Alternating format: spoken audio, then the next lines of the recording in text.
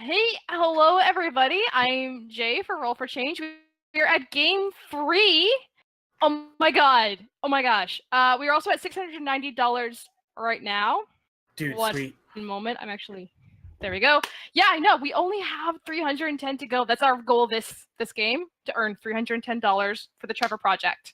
So for everyone listening, tuning in now that isn't sure what's going on, Roll4Change is a nonpartisan community of podcasters, artists, and other creators who are working together to advocate for a more inclusive and just society. Who doesn't want that? Today we are raising money for the Trevor Project, which is the leading national organization providing crisis intervention and suicide prevention services to LGBTQ plus young people ages 13 to 24. You can donate at roll4change.org/donate. We have a donate button underneath the stream. And if you donate, by the way, if you watch to the side here, it is that way, I believe. We also have some wonderful prizes available for donation. So I'm going to shut up for now until it comes out to ring who I am in this whole game, Ian. I'm going to toss it over to the DM, Jazzy Hands. All right. Hi, everybody. I'm your friendly neighborhood dungeon master, DM Jazzy Hands. And we're going to jump right in. I'm a little behind schedule, but we are going to catch up, and it's not a problem. So these 4 intrepid adventurers are going to introduce themselves to you shortly, but first, a little background. The 4 of our players tonight are representing the 4 seasons of Eladrin. Autumn and spring. Each of them originally resided in the Feywild and were able to change between seasons as their moods and whims dictated.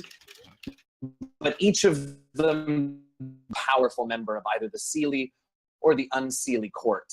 And each of them in turn was banished. Each of them in turn was banished and then also cursed to remain in a single season for the rest of their days. Over the years on the material plane, they have found each other and become an adventuring party, and it just so happens that we have one representative from each season. So why don't we go around and introduce your characters? Who wants to start us? I'll go first since nobody spoke All up. right. Great. Yay. I'm Mario. It says there. You might find me at Bearded Piscator online, but my character today is Friggus of the Eternal Winter. And he had that title before he got banished because he really likes winter. You see, he was working... He was working for Aurora, daughter of Mab, and she planned a big ball, and everyone was required to show up as spring. It was a spring fling that was not going to fly. So I said no, and she said, fine, then you can be winter forever. And I said, thank you. She then said, fine, you can also leave forever. And then I woke up out here. And it kind of sucks out here, but I guess everything kind of sucks, so. Oh, such a winter attitude. Oh. All right, well, let's go around the seasons like the calendar year. So spring, how about you introduce yourself? Hi, I am Sevis. I am the spring cleric of new life. And I love everything with enthusiasm because before I left the realm, before I was kind of kicked out of the realm, I actually was Autumn. And I just did my job because that's what was expected of me, except I did my job very well, but I wasn't really very nice, I guess. And the people that kind of served had a problem with that, and eventually someone major had a problem with that, and they kind of made me into a spring person in the hopes that spring would infuse my soul with more politeness and just energy and happiness, and then they left me out on my own devices to go deal with that because I guess I wasn't very happy in the first place. But hi! Oh boy, there's your healer. Here we go. Summer, how about you? Hey everyone, I'm Elise from the RPG Lab, and I'm playing Eris. She's a Summer Eladrin. Eris is a rogue with a dip in wizard, and also a criminal. In the Feywild, she got in trouble for theft, breaking and entering, and all kinds of horrible things. So she got banned from the Feywild, but actually she works with her grandmother and a group of rogues to smuggle orc slaves and half-orc slaves out of the territory, and they got busted in the act doing it. So she ended up going to Imperial Court. Part of her sentence was being banned, and if she returns, she risks Imperial imprisonment. She believes that there's some infiltrators in her rogue groups that are trying to shut down their kind of like political movement. And she thinks that's why she got banned. So she's interested in like kind of warning others back in the Feywild. But she thinks she got stuck in summer, and she thinks that because they sent them through like a really crappy portal that's like for the inmates, that broken portal messed up her Eladrin-ness and got her stuck in summer for some reason. There you go. All right, and last but most certainly not least, Autumn. Hi everyone, I'm Ryan, and I will be playing the Eladrin from Autumn, Aronster. Yes, that Aronster. a very well-known, very skilled bard from the Feywild who might have happened to accidentally find a lord who did not quite understand the subtle art of satire. And, you know, when they don't quite get it, they get angry, and, well, you end up out here, I guess. Well, you ended up out here at any rate. Well, if it happened to me, it must happen to everyone, right? I could clearly. Absolutely. So, those are our 4 adventures for the evening. Now, as I said, they've been together for some time. They managed to band together over their years in the material plane. And at the back of all of their minds has always been, one way or another, a way to get home, which of course is not going to be easy for any of them, as for various reasons they have been banished by some very powerful fae in Fairy. Tonight, we join them as they're just getting back from a pretty simple, straightforward protection quest. They've gotten their payments. They've returned to their headquarters after a good, solid, straightforward day's work. And as they get back, as you all get back to your home base, you find attached to your front door a piece of parchment with writing on it. People have been here. You get down. It Really? could very well be a fan letter. Did they go inside? I hope not. You can make a survival check to see if you know them going inside. That Let's is. see. Is That that was just Perception. 22. No, 21. 21. You don't see any sign of entry. It looks like you can see the footsteps coming up to the door really clearly, and then they turn right back around and head away. As they're all looking around for that, Aronster is just going to take the note right off. It's clearly a fan letter, you guys. We don't need to worry about this. And open it and begin to read it out loud to everyone. Okay. All right. fan letter? So, Did we lock as the door much when we as I- left? I knew we'd forgot something. As much as I would love to have you read this, I'll do my best to do it grandly and do Autumn justice. So the note says, "The place you seek is very close at hand. Return you shall to that forbidden land. But first you must surmount the trials 4. Through winter, summer, spring, and fall, your chore shall be to prove your worth to fairies' fold, and wipe away your sins, both new and old. Tonight, at Sana's fete, you shall obtain a map to lead you to your home again. Complete the test, survive fair fairies' might, and then prepare to face the final fight. Defeat your foe, and none may bar your way, and homeward bound you'll be, for e'er to stay." I hope most of that got through. To be completely honest, I wasn't listening. He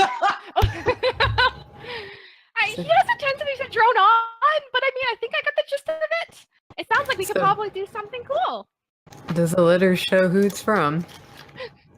It doesn't. There's no indication. There's no mark. There's no signature. The only sort of specific clue that might give you some idea is the mention of Sana, who is a local lord in the area, in the nearby city, the occasion to interact with. And you do know that she is having a big ball. And originally you four were not invited because she feared offending you because the ball is fairy themed. And she didn't really know how to sort of navigate that. She felt a little awkward. I do have a history. The best entrances to a ball are when you're uninvited. It's fine. Well, and you're not wrong, but whoever sent you this note seems to have procured what, at least at first glance, look like 4 pretty legit-looking invitations to the ball. Ooh. Shall we get out our finery? I never take it off. Oh, really? Oh, that's what that is. Okay. I was just going to say that must smell. Yeah. It's fresh. Well, is that so? When is the ball? Is it tonight? Like we gotta go. It is tonight. Yeah. In fact, it is God. probably. Oh, I mean, it's close to sundown, so you all will want to hurry. So you're fashionably late, but not so late you miss the whole thing. Right. So, Yes. Yes. Let's go. Let's go. Yeah. It's a good thing I'm always this handsome. All right. So you all do it up, get into whatever variant of finery you individually feel is necessary for this ball. And in the theme is entirely up to you. There are, however, there is one small addendum to the invitations, which is that, of course, because obviously it's a masked ball. So you all will have to procure masks of some sort. And I'll give you a second as I just what you're. But while you think about that, you all head, you procure your finery, you procure your masks, and head up to Sana's mansion. It is at the top of a grand hill in the nearby city. And as you arrive at the front of the line, because even at this late hour, by the time you get there and are ready and get there, even at this late hour, there is a bit of a line waiting to get in because, of course, everyone's invitations are carefully examined before they're admitted to the party. Wouldn't want any riffraff getting in. And so you all finally make Heaven forbid.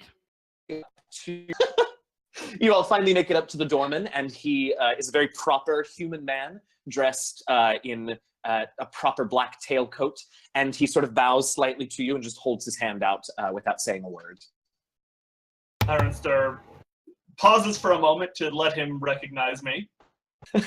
And You're in a mask, silly. Even through the mask. Oh. Ah. And after that doesn't work, hands the invitations. Excellent. So he begins I think my to look character, I'm through, just dressed sort as of myself, but I have like a bandit mask on, and I just Yes. I just like aloofly just hand him the thing and walk in, like I know what I'm doing. I love it. I love it. And what was I didn't ask, but what was the mask that Aronster is wearing? It's kind of it has sort of autumn leaf colors on it with bird feathers interwoven, all kind of out to about this far to the side. Yes, I love it. All right, so those 2 invitations have been proffered, Frigus and Zavis. I give my invitation with a giant smile. The mask she wears is kind of a nice little one that kind of goes up this way with flowers all kind of down, trailing down in vines. Oh, that's so pretty. I love it. Yeah. All right, Frigus. Everyone else's turn. There's them. So I walk up in my long blue coat, my straight black hair, and a white mask that's just got the faintest hint of sparkle to it. Looks like fresh fallen snow. Ooh, And I love that. It covers like here and down. So under one eye, Beautiful. and then down low on the other side, and then I just walk up to him and I kind of sigh at I'm sorry, I forgot the bard's name. Aronster. Aronster. Okay, at Aronster, I just sigh about Aronster and hand him my letter and wait. And hopefully he says okay, and I walk in. Oh, and he does. He checks through each of the 4 invitations and nods to you 4 and gestures inside. Inside, the central ballroom has been cleared of all the tables and chairs, and it is just full of, well, mostly humans, a few elves and halflings and dwarves, but mostly humans. They're all in costume. Most of them look pretty great, but most of them are not particularly authentic in their fairy dress, let's say, to the point where there are a couple of people that you sort of turn and it's just like cringe, like, oh, it's offensive, but I don't want to say anything, but that's just bad. We're just really playing the stereotypes here. But some of them also get a little closer, and everyone looks generally great. And the party is in full swing. Butlers all masked as well, passing out drinks and hors d'oeuvres. People are dancing, though the dance floor is not terribly full at the moment. Most of the people are just sort of chatting and waiting for the band to strike up an exciting dance number. So what do you all do for the first bit while you arrive? I feel a little like paranoid of that letter, so I'm kind of standing on the outside of a conversation, but kind of like hanging in the shadows. I grabbed a glass of something that looks alcoholic to get me through this night. So I think my character is just like, oh, these people, they think they're elves, and I'm watching. I'm seeing if anything's out of the ordinary. Great. I have also. Go ahead. Real quick, before we get to Frigus, will you make me, please, Eris, will you make me let's call it a perception check. Absolutely. Okay, so that is an 18 on die, plus... That'd be nice. That's a good one. Plus a 6, so All right, yeah, that's really high. 24. 24. Okay, great. I'm going to hang on to that, and I'll let you know what you see in just a moment. But Frigus, I think you had something. Yes, so if she's wandering off with a drink, I'm basically doing the same thing because I don't want to interact with people. I'm going to grab my drink, sit in the corner, and quietly judge everyone. Fantastic. There's just this aura of cold judgment wafting from you. There's like a bubble, like people sort of start to come near and then they sort of shiver a little bit and walk the other way. Why don't you, as you're looking around for people to judge, why don't you give me a perception check as well?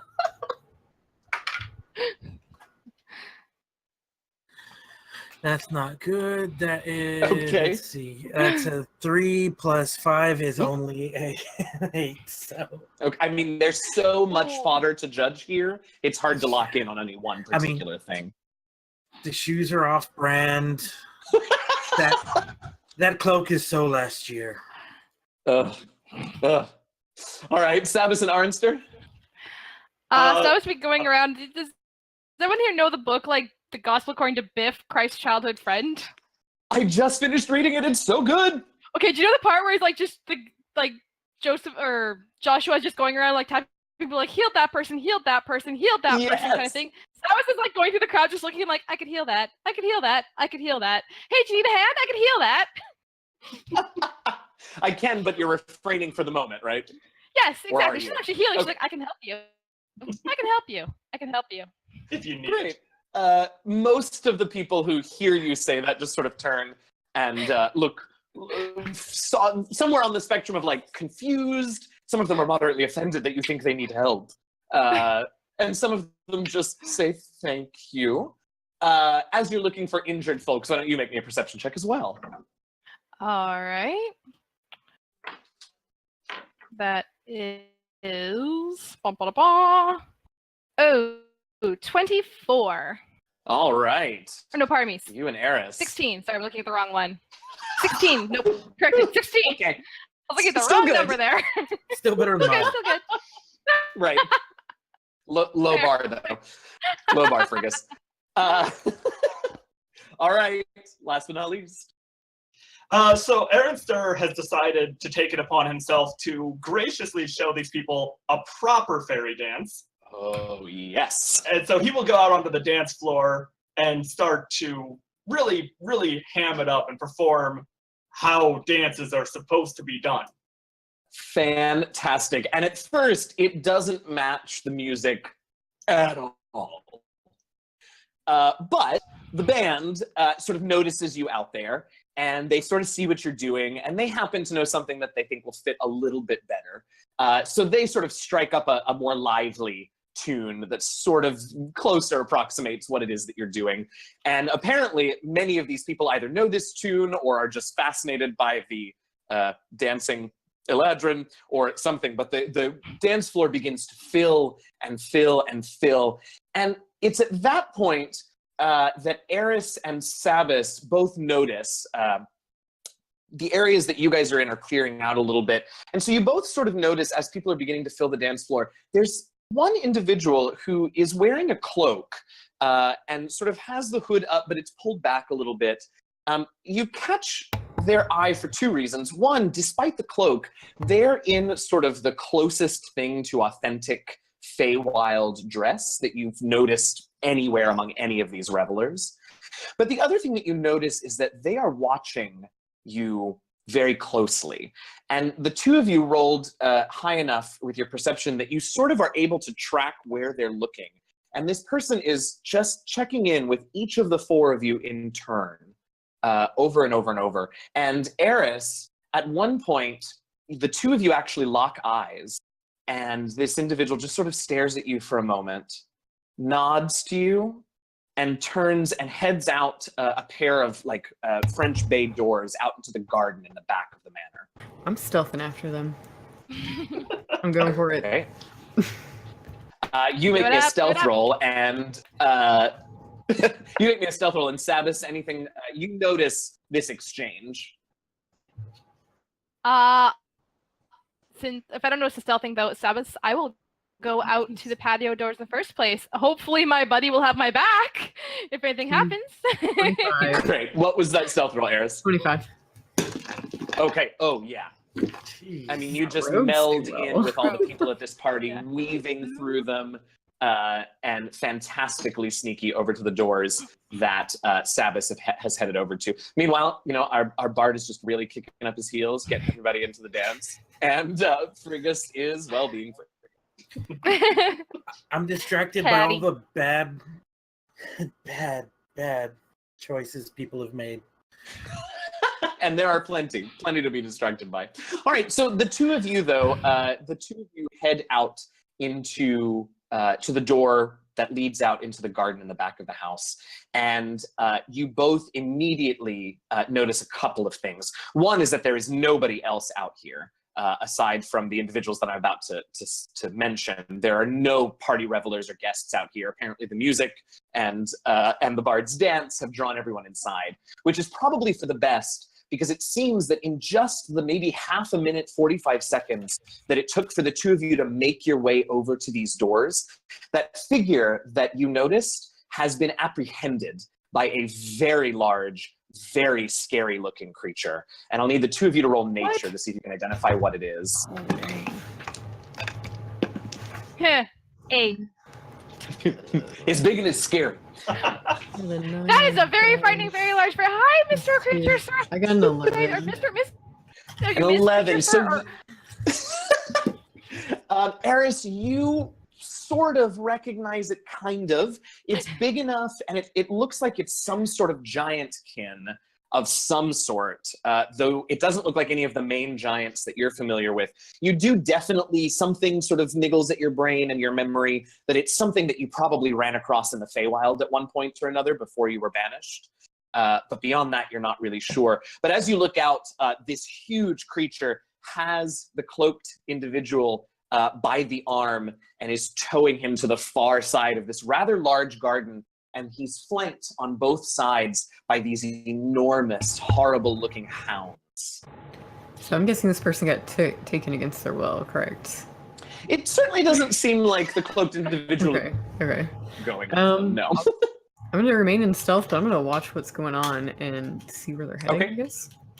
And do I need Great. to roll again? No, it was great to get out there, and they're not looking at the moment.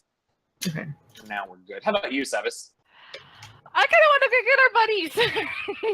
This Great. is a very, So- very large creature, so I kind of turn back in. I kind of just poke my head back in the doors, and I try and catch an eye contact with Fergus and Arnie. Sure. So, Fergus, give me a perception check. Arnie, holy gods. No, this will not end well for you. So This is really good. my passive Um, perception is 15. Is that good enough? Can I not? Sure, I'll buy that. Now, my only question is for Aramster. Am I pronouncing that right? However you want to do it. No, tell me. Arnie! I feel like Aronster. So, yeah. Aronster. Great. Aronster, I'll leave it up to you whether or not you make this check with disadvantage because you are so engrossed in it. I don't know how into it he is right now. So yeah, I'm not going to, because no matter how much he's putting into it, he's still trying to be somewhat aware of what's going on. Sure, fair enough. Fair enough. And that is 13. Okay, great. So that's enough. I mean, she's not trying to be stealthy about catching your attention. So the two of you both notice Savas at the doors, sort of like. I want to, as elegantly as I can, continue the dance towards the door and try to make my way out. I get Fantastic. up and check my cufflinks and put my glass down and just wander over. Kind of it's very cash. Float across the All right, floor. great. Yeah, exactly. All right, so this whole time, Eris has been keeping an eye on the four figures that you saw, and they've made their way sort of to the far end where there's a small little grove of trees, and they've sort of entered this grove, so it's a little harder to keep sight of exactly what's going on back there, but it looks like they've stopped moving. It looks like they've sort of gotten into the center of these trees and have stopped moving at this point, and that's about when your three companions rejoin you back at the doors into the garden. Yeah, because I'm like, so how many people do I see in that group, in the kidnapping group? So it was the individual that was kidnapped, the giant creature, and the two hounds. Am I within 20 feet of them? No, this is a pretty big garden. They're probably a good 60, 70 feet away. I whisper to my group, I'm like, should I sneak up there and cast sleep on them? What do you guys think? What should we do? What's the plan? Sleep sounds good. Does it work on something that freaking large? Well, 5d8 roll, find out.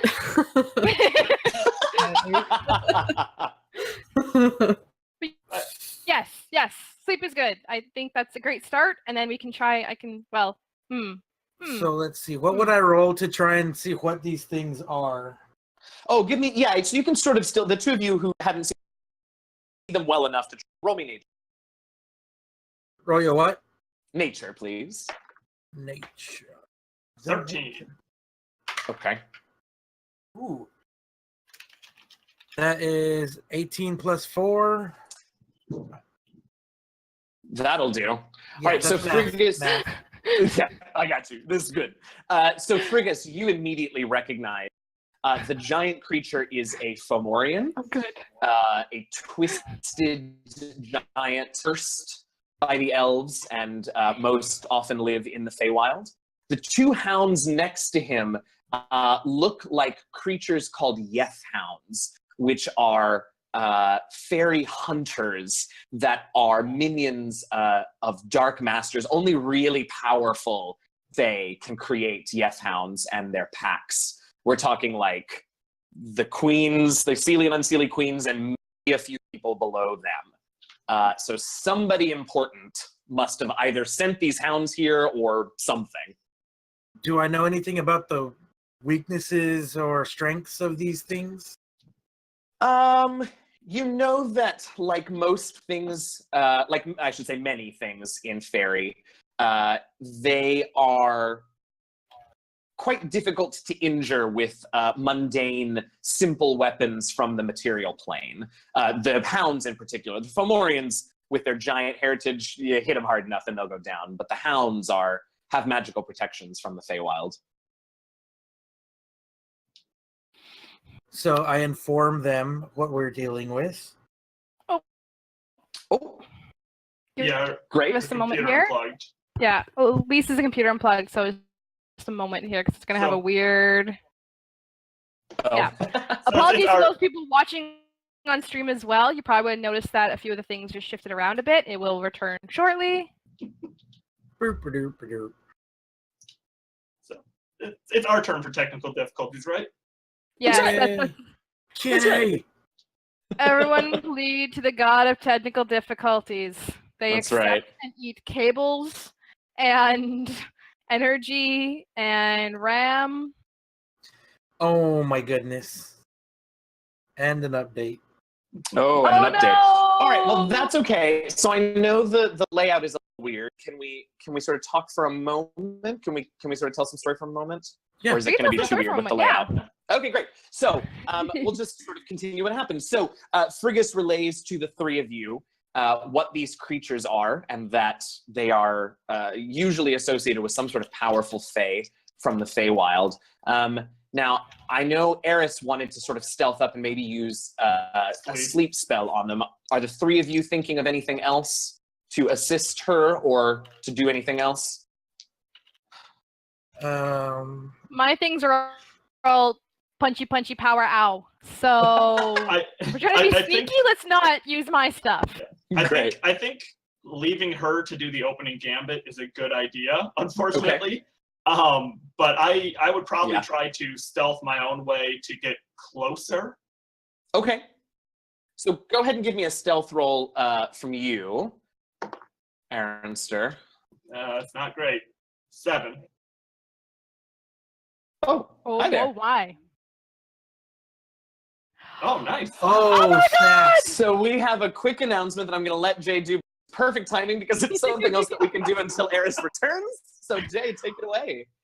Hello everyone from the Roll4Change person. We just broke 1,000. We had some great donations come in now. We're at $1,015. Thank you so much. You guys are awesome. Oh my god.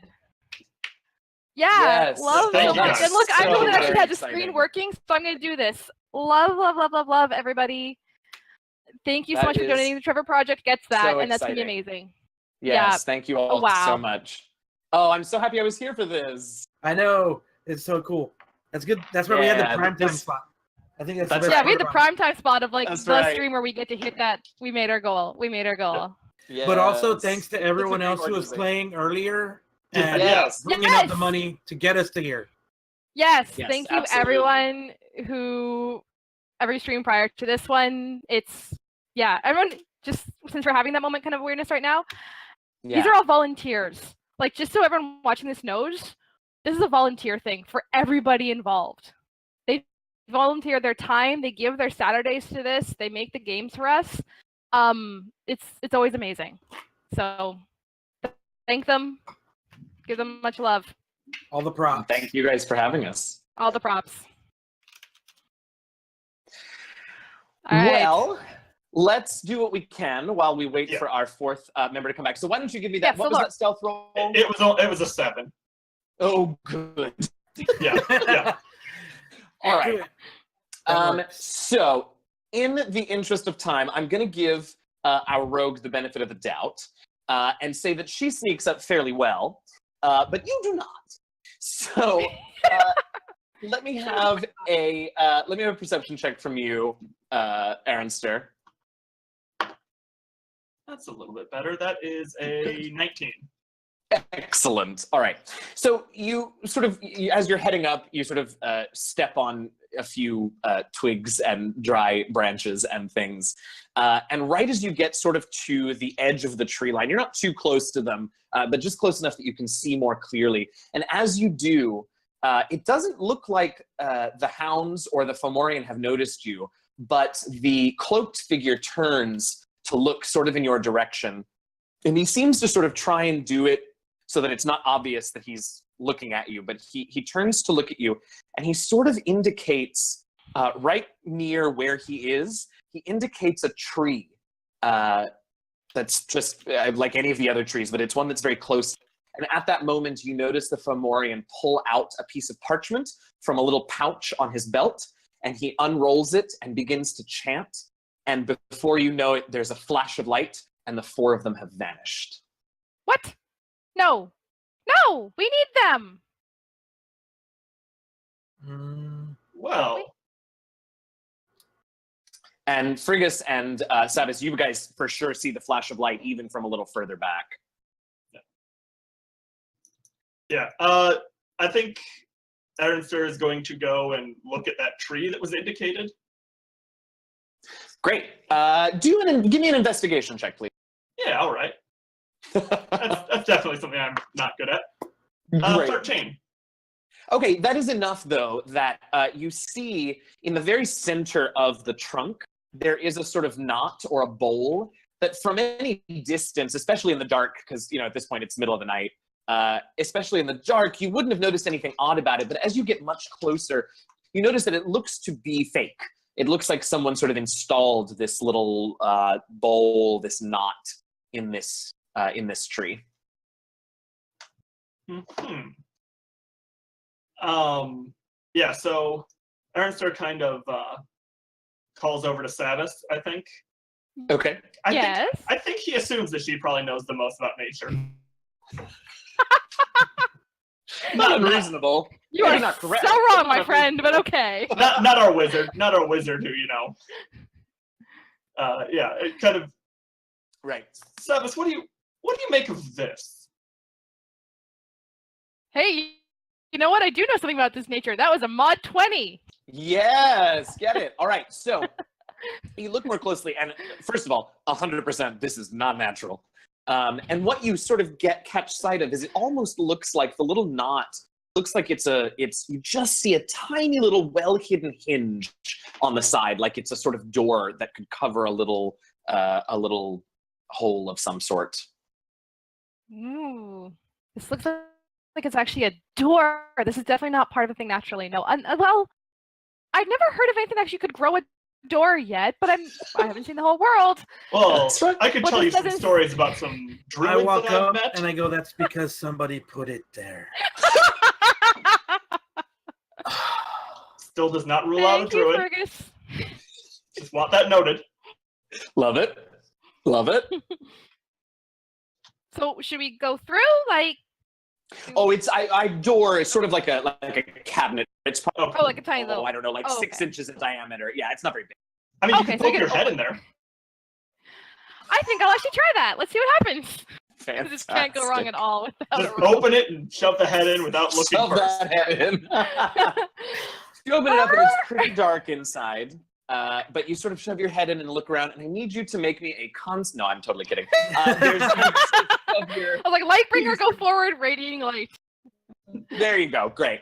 And you can see folded up in sort of the back of a small little indentation in the tree is a folded up piece of parchment. Ooh. I don't think this is fan mail this time. Sabbath says she's like pulls it out. I pull this out and I pull this like, this is not fan mail. They didn't know we'd be here, Arnie.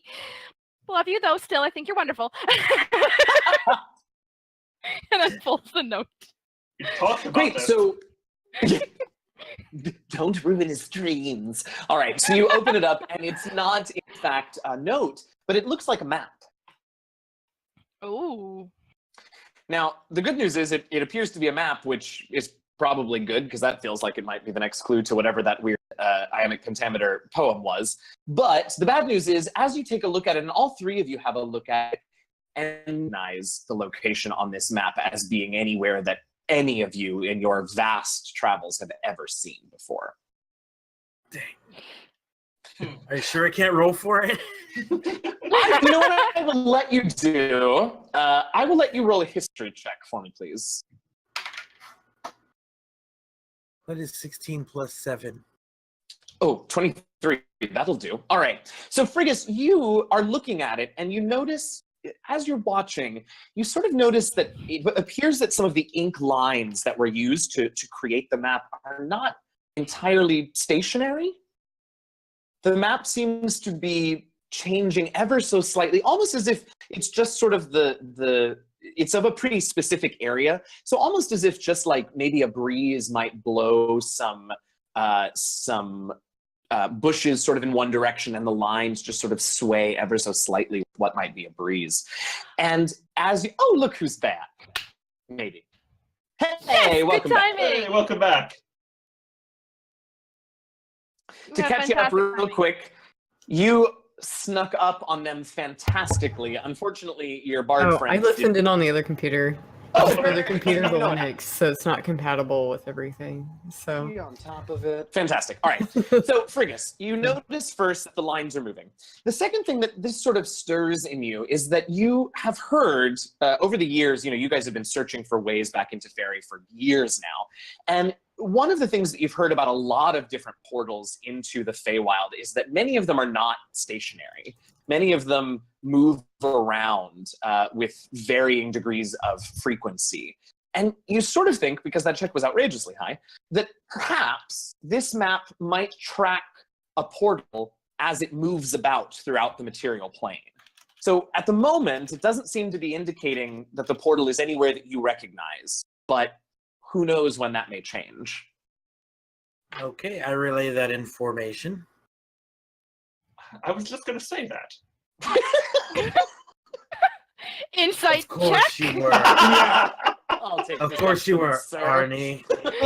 there's a big open portal in front of us, pretty much. That's like an insight of What- When did they disappear? 23. No. No, the Fomorian cast looked like he pulled out some sort of spell scroll and cast something that took them away. Okay. Yeah. Okay. Oh, now what? So Well, we need have to- something to follow for possibly a way into the Feywild. We have a Do you map. care about the random stranger? I mean, I care about random stranger, but we don't know who random stranger was. Maybe they were going to kill us, and this is actually helping us. Should we save that person though? Like, I Well- don't know if they're like a fellow rogue person or. let me Sorry, just I need Thieves Guild friends. Right. let's just brainstorm here for a little bit. Having more Thieves Guild friends. Cloak Stranger figure, danger! Stranger danger! Cloak Yeah, me, figure I'm like knew about my this. brothers and sisters.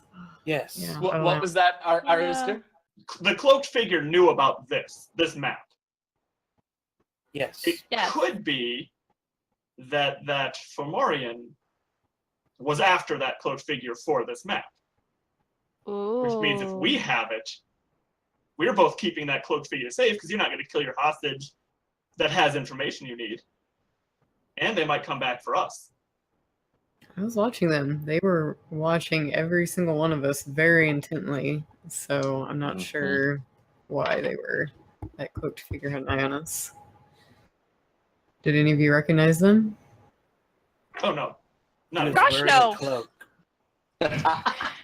I see so many faces. Well, It's hard. apparently might have been last season, or you'd have to ask one of the other two about the season of the cloak. But I don't recognize the cloak as any cloak I've ever seen before.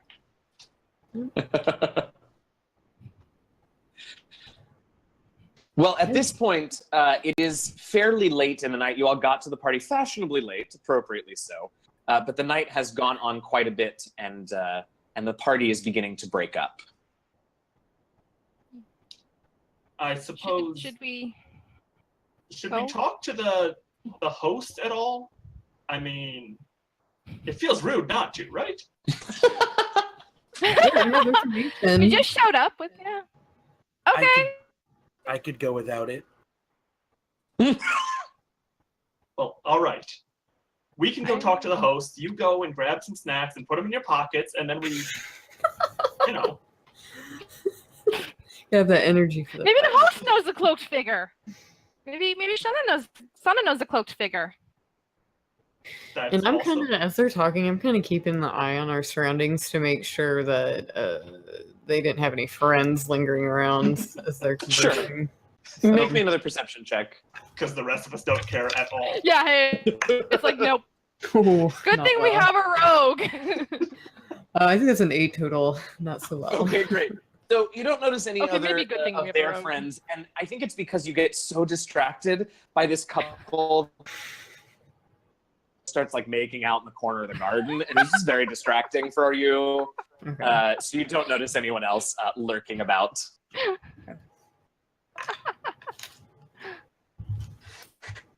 Back inside to look for Sana, the host. You see that as people are leaving, there's sort of a receiving line at the door, and Sana is there sort of interacting with each guest as they leave the party. I suppose we have to do that anyway. We would have to. You got some bard wait. that cosmetic. Oh. Once is more than enough. Arnister, Yeah. you weren't technically invited. You got invitations. Yeah, we have the invitations, and you're with me. Yeah, that's kind of part of the problem, dear. But okay, take the lead. I mean, we're already here. He's letting us out. We do have the You map. might have impressed him with his awesome Aladdin dance skills. You never We know. also have Right. masks. That is true. Also true. Let's just Okay. go. Okay. I got Alright. this, kid. I tire of this location. All right, so you all head to the receiving line and moving not super quickly. Some people really are insisting on having conversations with Sana. But eventually you make it up to her. And she looks a little tired, but she nods at each of you and sort of clearly says a thing that she's said about 300 times so far, which is, thank you so much for journeying to the Feywild with me this evening. Have a lovely night. Is this person human? Elf? Oh yeah, she's human. She's for sure human. Oh, good. And she's in the most ostentatious dress you've seen all night. It was a Of course she lovely is. party. I thank you for allowing us to come here. She nods and says, thank you. What would I roll to judge her clothes?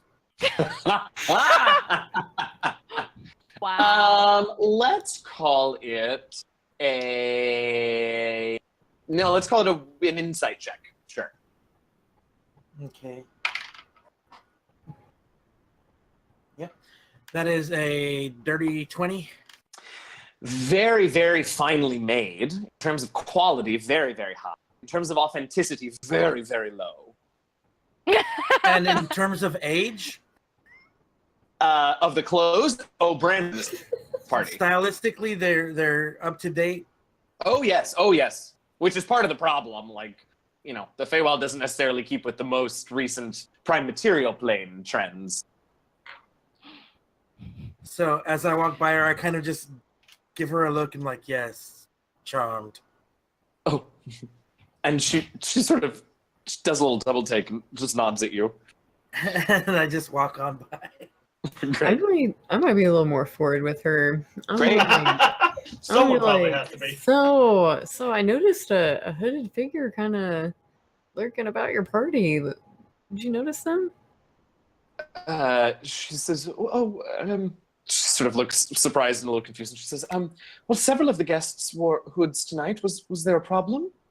Oh, I thought I was just seeing if you saw anything out of the ordinary. I know you're here a lot, so you get a good feel for the local court.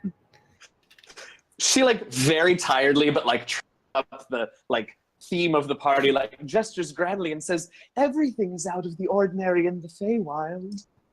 And this is my look. I'm just like, okay. Yeah. She goes, I groan audibly. She sort of sees that and she goes, but no, I didn't see anyone now. Okay, thank you very much. It was a lovely party. Charmed. Thank you. I mean, I've been to some great Feywild parties. This is actually definitely one of the top ones I've ever seen booked by someone that wasn't from the Feywild. That was amazing. Thank you. Oh, and this just peps up her little spirit. She is so tired, but this was just a great little way to cap her evening. She smiles. I love it. Yeah. All right. So you all have made it out of the party. Anything else for this evening? Like I said, it's pretty late in the night. You know how parties can go. 2, 3 in the morning by the time everyone leaves the house. I mean, I think nothing specific tonight. I assume we go back and we want to keep an eye on that map a little bit more. Sure. All right, so you all head back to Try and the. follow it?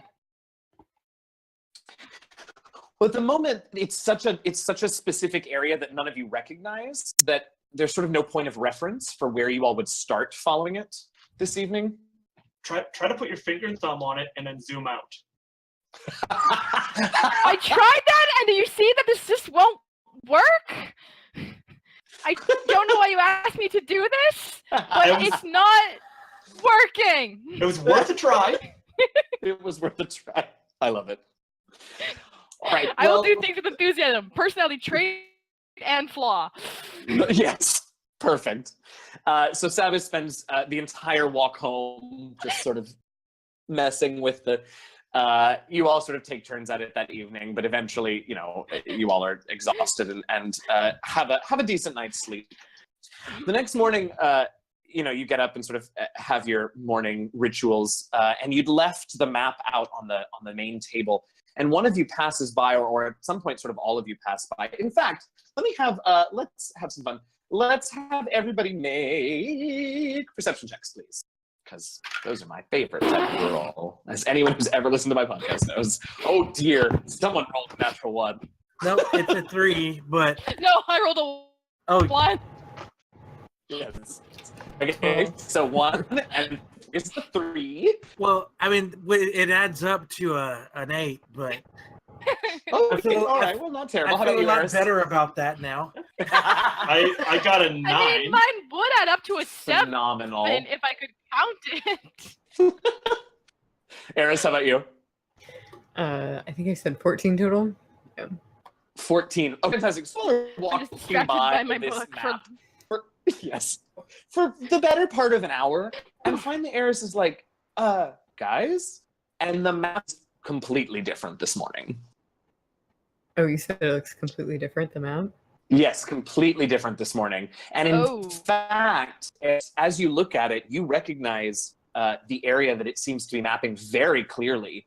It's just outside the city limits in sort of the big forest that borders the southern. I'm like, whoa, check this out. And I show everyone. I'm like, And you all recognize it. It Limbo wasn't long ago that you all. I did it. Not too long ago, you all had a mission out there to take care of a troublesome pack of wolves. So you're all immediately recognize this area. Okay. Ah, What kind of wizardry is Is it upside this? down?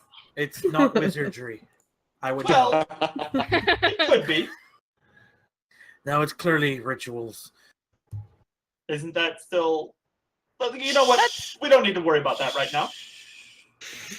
Great. Look, But he then just- it's okay. It is wizardry. Okay. You just don't let him. Don't get him on that. Okay. All right. So you have this map. You seem to know where it. We go. Yeah, I think we need to go there. Great. Let's, So you go let's to. put on your lesser finery, with some armor, so that we're ready to go travel. I'm still wearing the same Right. thing. Now Yeah. put my blue coat back on. I mean, I have my Put the mask gorgeous back armor, on. so that works. It's not that- Absolutely. It's just shiny. It's Follow the it's team. the same thing. It's shiny. All right. So out you head into the woods. That, like I said, you've been out here a million times, had several, sort of little missions out here and done jobs. And you're following the map along, and it's doing that same sort of thing where, like, as breezes, but now you can confirm that as breezes blow, sort of indications of shrub on the map sort of blow with the breeze. And you all get to what used to be a completely empty clearing. It was a sort of a round area in the middle of a stand of trees that had nothing in it the last time you all remember being here. But now this clearing in the very center of it has a sort of strange hill with a sort of cave opening almost in the center of this area.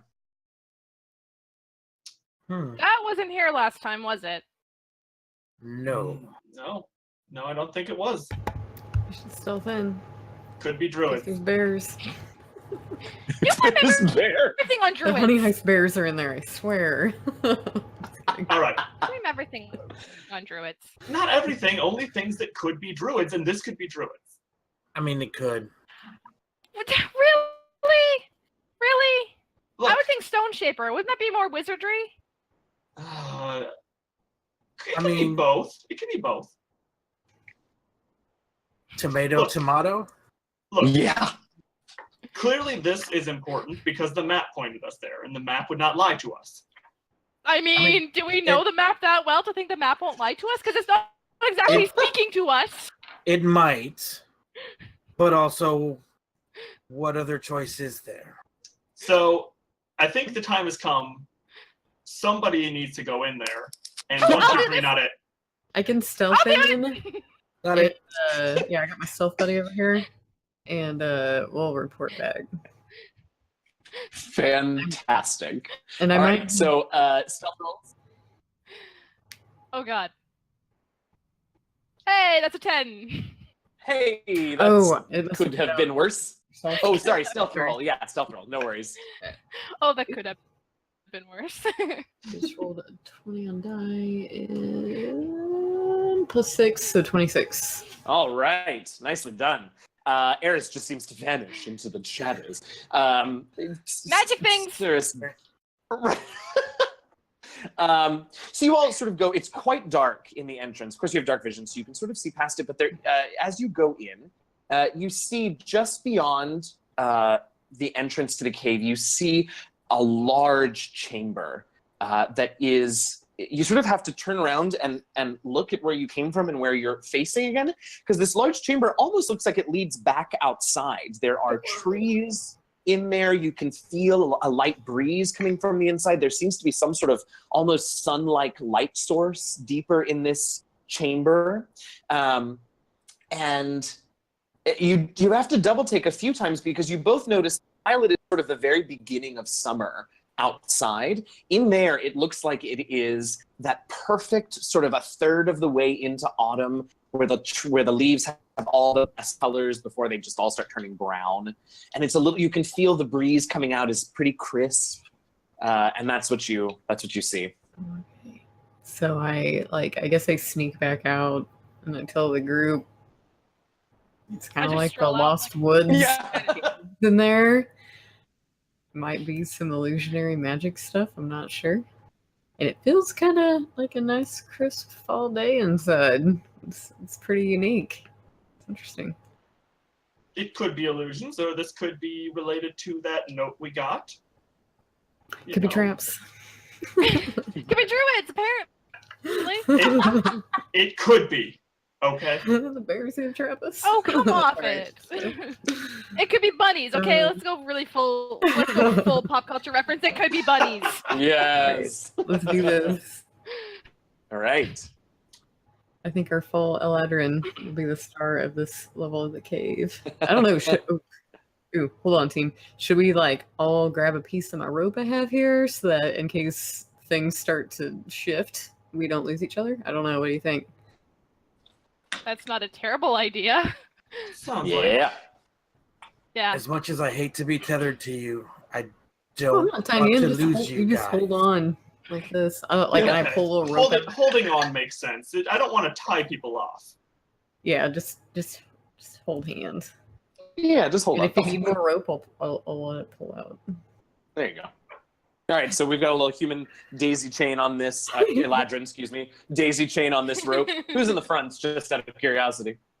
I'll probably Eris is in the front. Yeah, definitely. So you all head in, and as you all cross in, the temperature changes. It's not just the breeze. It's definitely cooler in here, like a crisp autumn day. Who's at the back?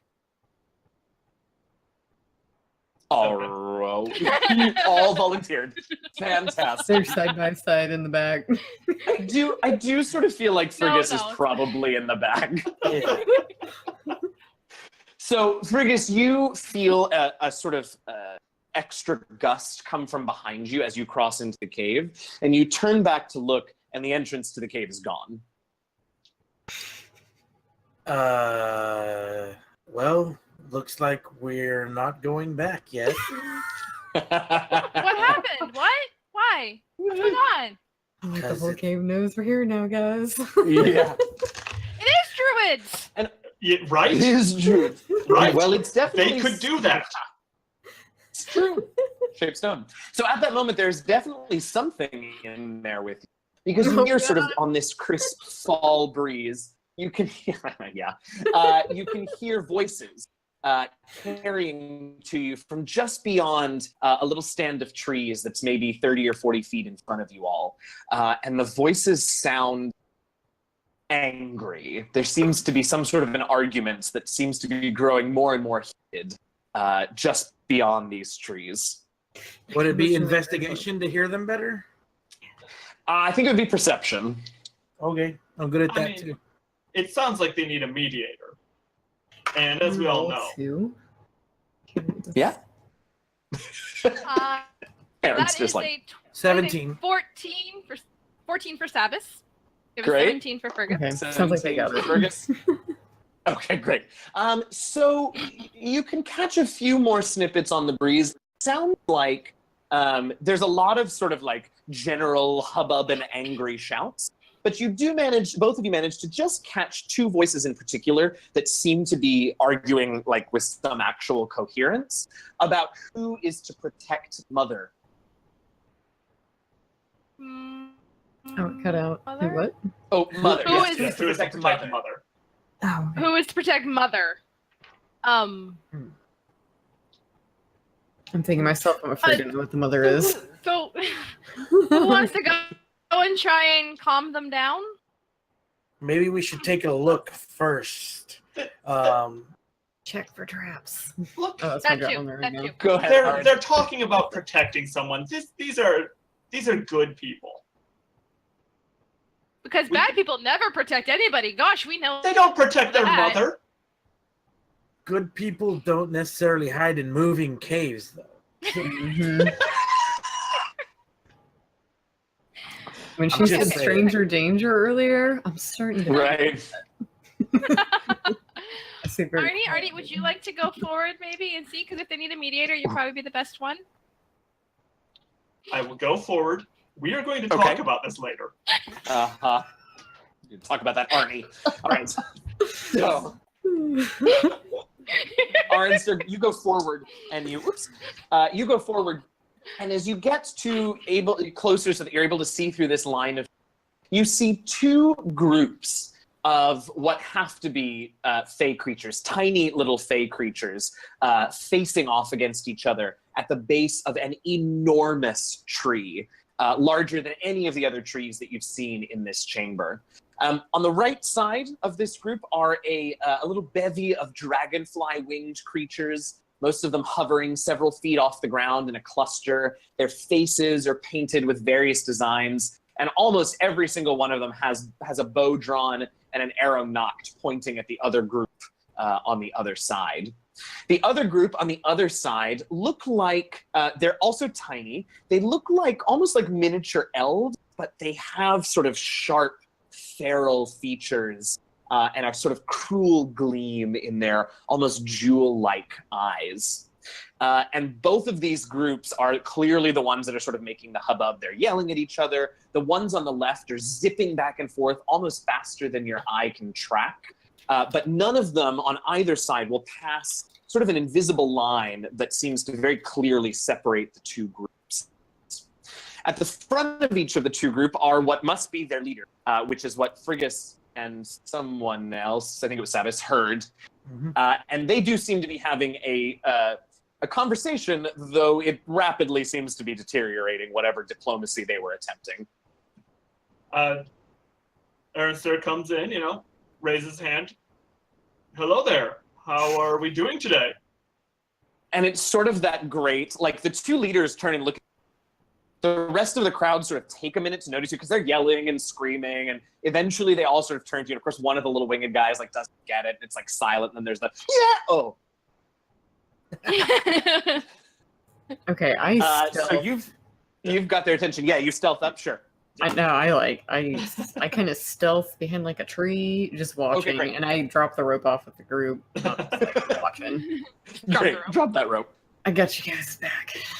Yeah. It seems like there may be a little bit of a misunderstanding here. What? And at that, the two groups. Oh, God, you cut out. And it's just, oh no. We They just missed all start of that. yelling at each You other went full again. silent for a minute there, but it was great because you were gesturing and it was amazing. They were all, well, that's, Your hand said it all. I love it. Yes, they just all start yelling at each other frantically again.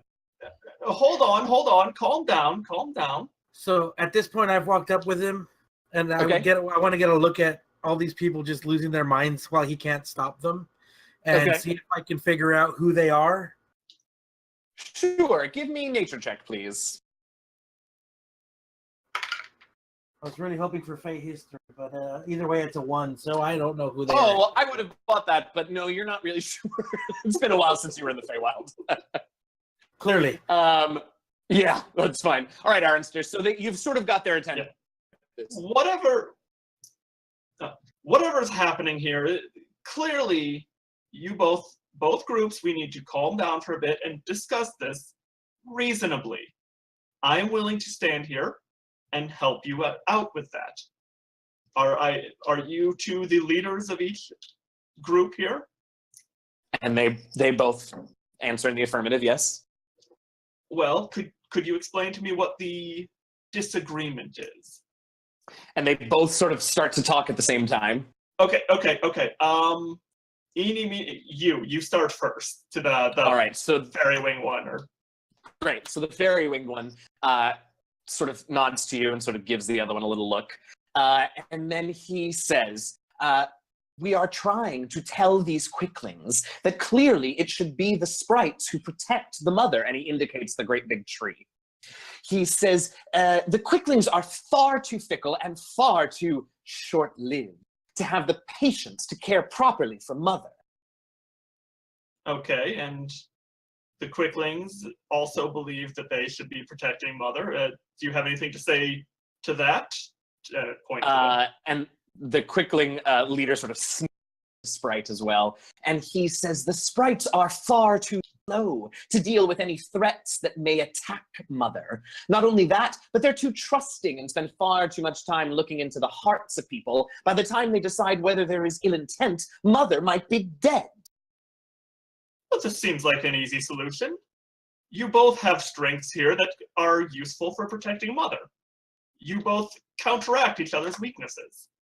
Why are you so worried about only one of you doing this when you could both be protecting mother? The quickness... Go ahead. Yeah, the quickness that was mentioned, that is very useful, but it is also useful to be more thoughtful on things.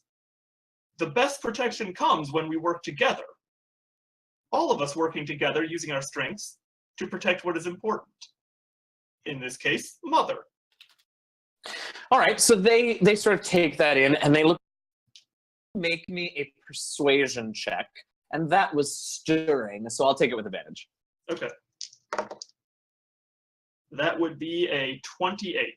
Hells yes. Okay, so they both sort of think about it for a second, and the crowds behind them sort of begin to get restless, and they both sort of hold up their hands for silence from their groups, and the two of them sort of whisper quietly to each other for a moment, and they look to you, and they nod, and they say, "This seems reasonable."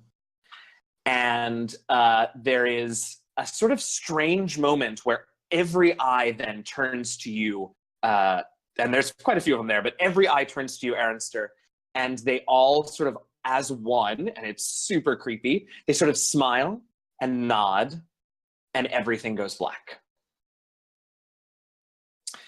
And you all are very disoriented. Brief moment, can't see anything, just pure blackness. And the first thing that begins to come back to you is that it is hot and humid, and there's that smell of grass, like fresh cut, green, life-filled grass. And light begins to come back into the chamber, and you look around and you're back sort of by the first wall, by the entrance wall of the chamber, but the landscape has changed into just the perfect summer's day. And as you all sort of look around, some of you more pleased with your new surroundings than others, I think, probably. You do see that there is sort of there is sort of a corridor of trees here so that you can see the far end of this chamber, and you can just see, maybe 50 feet away, are a group of what look like little Sorry, you robot is pretty... Am I back? Yeah, you're back. You're back. Yeah, you're back. Okay, fantastic. So you can see down this corridor, about 50 feet away, this group looking like undersized gnomes that have hunched backs and these funny little pointed red leather. It's David the gnome. but way angrier looking. And they all sort of turn and see you guys all at once. There are 3 of them at the moment. They all see you, and they all let out these bloodthirsty cries and pull out these horrible looks and start pelting towards you guys. And the din is horrible. They've clearly are wearing these heavy iron boots, just tramping towards you guys. And they are running at you. Go ahead. They're throwing stuff, you said? No, they're just they've pulled out these sickles and they're running. Oh, sickles. Slash you with the sickles. Yeah. Okay. Well, and I solved Autumn. It's your turn to solve it. Okay. Oh, is it summer though? Yes. Yes. Okay, so Clearly. I'm going to step out, I guess, in the way and be like, "Why are you guys attacking us?" And if they get within 5 feet of me, I'm going to face step. Great. Make me a nature check, Eris. Okay. So that's 11 on die plus a 2, so 13. Okay, so you, as they get a little bit closer, sort of get a better look at them, you recognize what these creatures are, and you don't think they're going to stop for a conversation. These are red caps, which are just bloodthirsty Fey mercenaries. And there is little that one can do when a red cap is in the bloodlust to stop him. Okay, so very quickly, I'm gonna wait until they get within that 5-foot range, and my reaction will be the face step. Is there anything up, like a platform or a tree or something up high that I could be the place I face step to?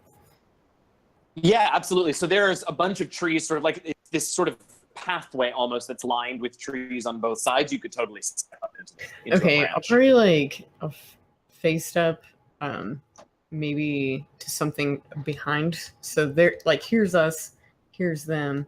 I'm gonna face step even further behind in a tree, but like not too far up, because if this stuff disappears, I don't want to fall. Okay, too great. far. And Yep. when I face step, before I go and they get in that 5-foot spot, I'm gonna touch one of them so they take the fire damage for my summer. Okay, great. So let's do this. So they're running up and they get right up to you. And let's go ahead and resolve that. You'll be able to do that. Okay. And then we'll probably roll initiative. But let's go ahead and resolve that because I like it so much. Okay. So they take fire damage equal to my charisma modifier, which probably isn't very Great. much. So I just I like, don't know what you mean. oh my god, it's zero. Eris is So I do clearly no the most charismatic damage. of the bunch. I just shoot flames at them, and I think it must be minimum super one, right? offensive. They feel a little warm. Right. Probably It must like be minimum Minimum of right? 1 damage. Yeah, I'm sure it is. Okay, so One yeah, damage. so they take it's like giving a high I can five heal and that. missing. That's so sad. I love it. All right, let's go ahead and roll initiative, everybody. Okay. I know it's taken us a little while to get to a combat, but here. Oh yeah, natural 20. Oh, Same. dear. 13. They ain't going first, that's for sure. All right, so we got 2 natural 14. 20s, 14. All right, so what is your actual number? 23. Aronster? And how about yours, Frigus? 22. All right, so Aronster, Frigus, and then Ceres was 14? 13 total. I also have the alert feat, so I cannot be caught off guard, like surprise. Fantastic. You most certainly not. All right, and then Sabas had a 14, right? I had a 14.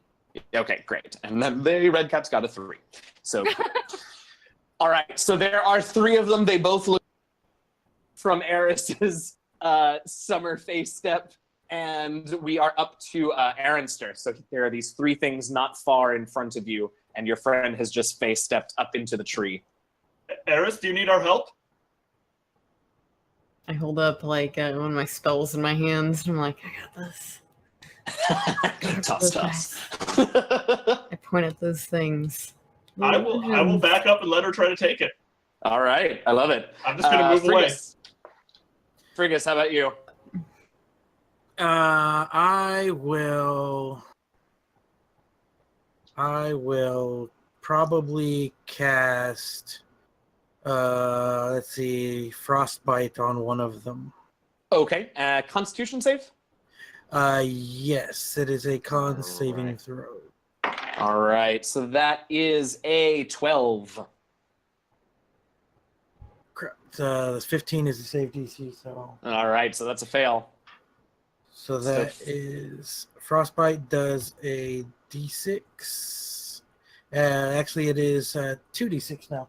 2d6 at this level. Yep. So that is 2. All right. 6, So that's Frigus. 8 damage. Excellent. And- Frigus pulls in some cold from somewhere in this summer day. And Hurls- yes, go ahead. No, please.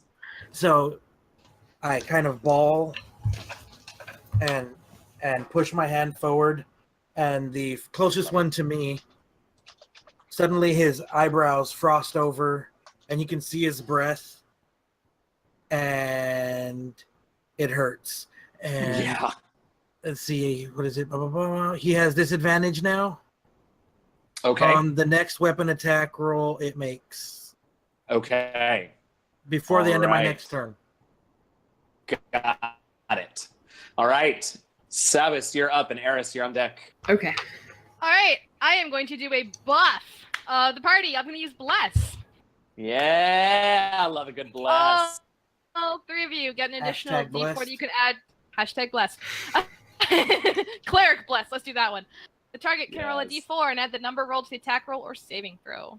Yes, So you'll get excellent. Call Boom. down that divine help.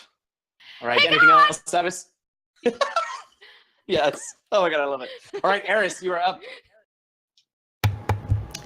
Okay, so as an assassin, I have advantage on attack rolls against creatures that have not made an attack yet. So They I'm going haven't. to aim at one of those creatures that's closest to me. All right. I'm also going to use. What gives me that next +6? When I roll and when I have advantage, I'm going to use. I think I can use this. So it says if I have an advantage on my attack, I get an extra d6 of damage. Since they see me, does that still work? Okay. So I'm going to use cantrip firebolt. All right. 120-foot range. Yes, it does. Let's see here. Sorry, I'm not used to this new spell sheet. That's okay. Sorry. Spell take +5. Is this the part where I so feel four- for the- yeah. So 14. Does a 14 hit? 14 does hit. Yes. Okay, so that's a 1d10 plus my 6. 2d10. 7. Because you're at 6 levels, so it's 2d10 for your cantrip. Oh, awesome. Thank you. Oh, is it that Yeah. though is her wizard level? Yeah, no, for cantrips it is. No, your it's character level. Okay. Yeah. It's one of the few things that scales with character level. 14. 14. Nicely done. All right. He is singed and not looking so great. All right. It is their turn. And they do in fact seem to be rather interested in getting to you, Eris. So one of them is going to run up to the tree and try and climb. I'm not sure how well this is going to go, but we'll see. Oh, actually, it does. It sort of climbs up, and it's gotten out to the branch where you are, but it took most of its move to get up there with you. The other two are going to begin sort of hacking at this tree to try and cut it down with no apparent concern for their friend who just climbed it. So they're both hacking with their sickles at the tree. Ooh, and one of them crit on the tree, so that's good. Oof. Did one of them Alright, roll with they get- disadvantage? Oh no! So let's roll the crit again. That is not a crit. So, all right. So they take a reasonable sized chunk out of the tree. Although that one he was just winding up and like ready to really lay into this tree, and he just sort of did like a lovely little pirouette and missed the tree entirely. That was the one that was chilly from Frigus's attack. But this tree it's sturdy enough to hold you up, but if they keep going at it like that, it's not going to last too much longer down there. All right, so Aronster, we're back up to you, and Frigus, you're on deck. Eris, you still think you have this? I can always use a friend's help. There it is. All right. I need both of the ones that are down at the base of the tree to do a con save. Okay. So the first one gets a 23, and the second one gets a 5. Okay, the second one is blind. The second one is blind. I cast blindness on both of them. And, yep. Nice. And also as a bonus Fantastic. action, the 3 of you, I'm going to do my Mantle of Inspiration. Yeah. So the 3 of you get 8 bonus hit points, and you can move immediately. You can use your reaction to move up to your speed without provoking attack of opportunity. Might only matter for Eric. Nice. Right. Are there temp hit points? They're temporary hit Yes. points, yes. Does anyone want to use that move that are Pardon? need to? Does anyone need to use that move that Aronster just gave you all? Not this moment. All right. In that case, Frigus, we're up to you, and Sabas, you're on deck. So now I am going to cast Ray of Frost Fantastic. because, you know, fire, frost, same thing. Absolutely. Yeah, This poor pretty thing is gonna crack. Let's see. Do I have to roll for this? You do. It's an attack Yeah. roll, spell attack roll. Spell attack roll. Oh, it should tell me here, huh? Yes. +7. Okay, that's good. That'll do. All right, let's see. It's an 11. Oh, an 11 does it just this. Well, actually, we'll say that the blinded one is the one who's been getting all the crap. So You're also roll blessed. advantage. You could have used Bless, right? Oh, and also you're Can you blessed. bless? That's true. Yeah, you have Yes. You got all the things, dude. You Totally got all of them. blessed. So blessed adds how much? 1d4. You D4. can roll a d4. Ooh. Look at us working together. I rolled like a 1 team. on that Okay, D4. Great. So 12 is still not going to do it, but also he's blind, so you can make this to roll another T20. You're going to hit this thing if it's the last thing I do. Okay, so that is 8 + 7 is 15. That'll do. Yes. Good lord. Frigus just really closes his eyes and gets lucky. It's 2d8, and his speed is slowed by 10 feet Yes. for the next round. I love it. 7 and You all are just like, where's all this cold coming 5. 7 and 5 is from? 7 and 5 is another 12. 12. He is hanging on red. Sabbath. Sorry, anything else, Frigus? No, that's gonna do it for me. All right, Sabbath, you're up. Eris, you're on deck. Sacred Flame. Yes, blind Hey, one. Corlin. Let's go for the blind one. All right. Crazy to Corlin. No, that's a 3. Okay, yeah, no, that will not make it. So that's 9 damage of radiance. And that'll do. That one falls dead on the ground, singed by the divine power of our cleric I can heal friend. that. You can heal dead? Maybe don't. Revive. At You which can't. point I revivify. I say, trying to warm him up, I see. Really good. All right, Eris, there are 2 more. One at the bottom of the tree who's still trying to hack away at it, and the other one is up on the branch with you, not too far from you. And how are these two looking? They both look slightly singed. Okay. Well, the one in the tree with me, I'm going to aim a witch bolt at his face. So you'll see, Fantastic. All right. electricity and wispy stuff come out of my hand. I'll be like, phew. That'll So, do. For this one, I believe it is a. I won't even make you make an acrobatic check to stay on the branch, because that's a spell, not swinging a sword. Yeah. So I think that's an attack. It is a spell attack roll, yes. So that's 19 to hit. Does that hit? That'll hit. It's a d12 of lightning damage, I think. Okay, and then I'm casting it from a 2nd level spell slot for 2d12. All right. 13 Make it total 2d12. damage. Nicely done. And then for my movement, am I close enough to the one I just hit where I have to disengage? No, I would say he's just Okay. far enough. You're just out of his point. So because I'm in a tree, if I jump down and am I still able to take a movement to get away, or what? what am I gonna do? I think so. I'm gonna have you make an acrobatics check to see how that landing goes, but yes. All right. So acrobatics, it's 12 on die plus 3, so 15. Yeah, totally fine. All right, so we'll say you spend 5 feet jumping. Okay, then so you still got the rest of your move. For the rest of my move, I will I'll take some movement to get like a good maybe like 20 feet away, I guess. Is there a tree I can take cover behind? Because I'll do 3 Yeah, foot absolutely. cover Yeah, you tree. can sort of go to the other side of the path, exactly. Yeah, and take cover there. Still holding on though, because you're only about 25 feet from the one that you witch bolted. So that line of electricity is still connecting the two of you as you run and take That's cover. fine. And I will take 3/4 cover for the +5 AC. Great. All right. It is their turn now.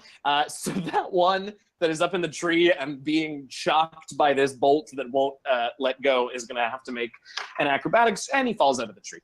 And and he lands right on his head, and it sort of crunches. It's not nice. He's still alive, but it's not good. So he falls out of the tree.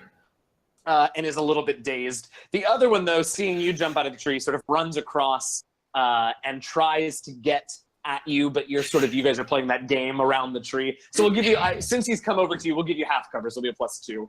And he's going to swing his sickle at you a few times. That first one is a 24 to hit. Oh, I have a feeling that hits. And I too. have a reaction, actually. Okay.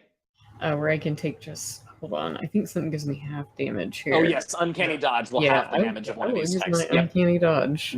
Fantastic. All right, so the next attack that he is only an 11 to hit, and the third one is only a 13. Does the 13 hit you? I don't think so. My AC is right at 13, so... Oh, okay. Even with the +2? Oh, no. With the +2, no. Great. Okay, so that one misses you. So it's just the one, and you'll be able to uncanny dodge it. So that does 7, 10 points of slashing damage, so you only take 5 as you sort of turn and move with the sickle as it slashes across your arm. Okay. Excellent. It is the top of the round. It is Aaron's turn. Arnie's turn. I can't do it. All right. Aristor straightens up the ruffled shirt sleeves under his leather armor as he starts to walk towards the one that's attacking his rogue friend. Okay. And he announces to it that he says, "Look here, you peasant. Red is last year's color." And he needs to make a wisdom save. Yes, there's this mockery. He failed that all over the place. That's a 9. He says, "But I thought I looked good in red." So he takes 5 damage and he has disadvantage on his next attack. Phenomenal. I love it. All right. Ferrigus, Savas, you're on deck. I say, he's not wrong, And and I cast. Let's see. I think I'll throw some ice knives at him. Yes, Ice Knife. That's an attack roll, and then he'll have to make a dex save, whether it... Right. So I don't think he made that. that is a 16 to hit with the knife. 16 hits. His dex save was a 13 for the additional cold damage, so I don't think he made it. No, DC 15. So that is a D10 plus 2d6. That's right. And that's let's see, is someone within 5 feet of him? Oh, yes, Eris is. So Eris, you need to make a dexterity save as well. Good thing I'm dexterity. No, she doesn't. Oh, she doesn't. Oh, Evocation Savant, of course. Okay. I'm good. Spells. That's right, you're real good at it. Friends. I was hoping that the other dude fell next to him. No, he's still back by the other tree. Sorry, fly. I need D10 and 2d6. Yep. Alright, that is 9 and 3 and 6. So that's 9 and 9 is 18 damage. That'll be enough. You see him frost over and he clutches at his heart where the knife pierced and he falls on his face dead.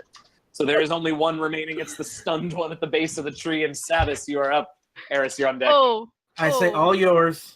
Well, we'll see what happens with that? It's gonna be a guiding bolt.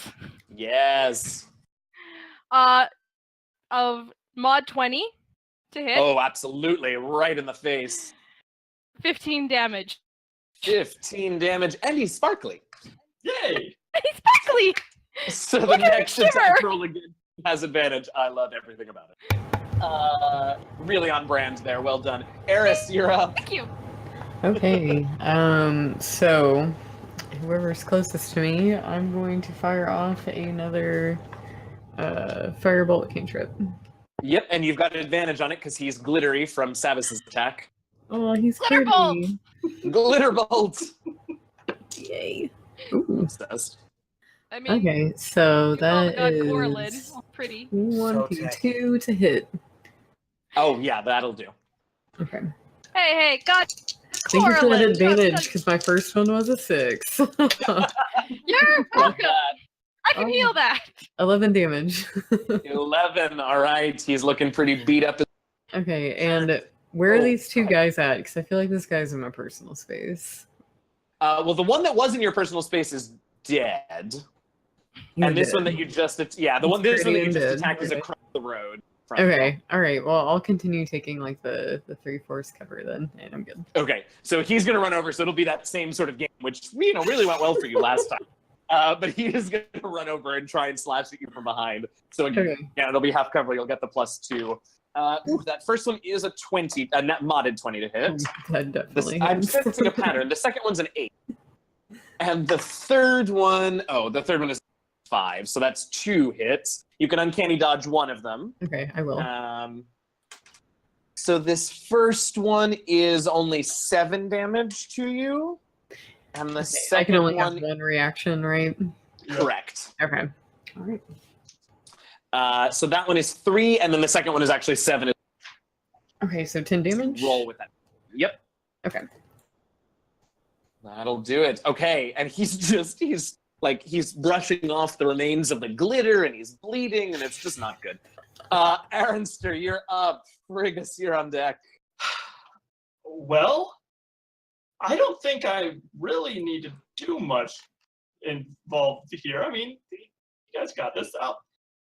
I'll insult him again. That's All right, fine. great. Yeah. He just sits down and starts crying. It's a natural one. He just sits down and starts crying. That's 5 damage. Okay. Oh, Fantastic. Frigus, you're up. Savis, this poor red cow. I know. I feel bad for him. I know. I cover my face with one hand and I just point and Yeah, Ray of Frost him, I guess. do it. Or this one. Oh, that's actually bad. So that is a 11, so that misses. Oh, it does miss. It's Because you I was covered your covering my face. That's exactly right. That's exactly right. You just felt so bad. All right, Savis, you're up. Eris, you're on deck. Let's try Sacred Flame again to see if Yeah. this ends up. Let's see what he does. Ooh, that is a 16. That would actually succeed on a dex saving because it's 14. Okay, so No. he steps out of the way this time. He sort of does it by accident. Like he's Kinda rolls crying, over while rolls crying. over. Yeah, exactly. All right, Eris, this poor Oh. thing. Ooh. Finish him. How- Put him how out of is his he misery. looking? Oh, terrible. Terrible. Okay. Yeah. I'm gonna do the firebolt again. All right, do it. And are we still at advantage or no? Was that just a one-time deal from? No, he's no longer glittery. Okay. 19 plus 5, 24. That'll do. That hits him. Roll that damage. 13. 13 will take him down, and this last one drops dead. And you see, as he falls, you see there's red cat blood sort of covering the street, or the road rather, but the path, whatever, between where you guys have been fighting them. And you see, for just a brief minute, you see sort of the blood get sucked into the ground, and these little mushroom caps that almost look like small versions of their hats pop up out of the ground and begin to sort of shake, and then everything goes dark. What's your name first? Right.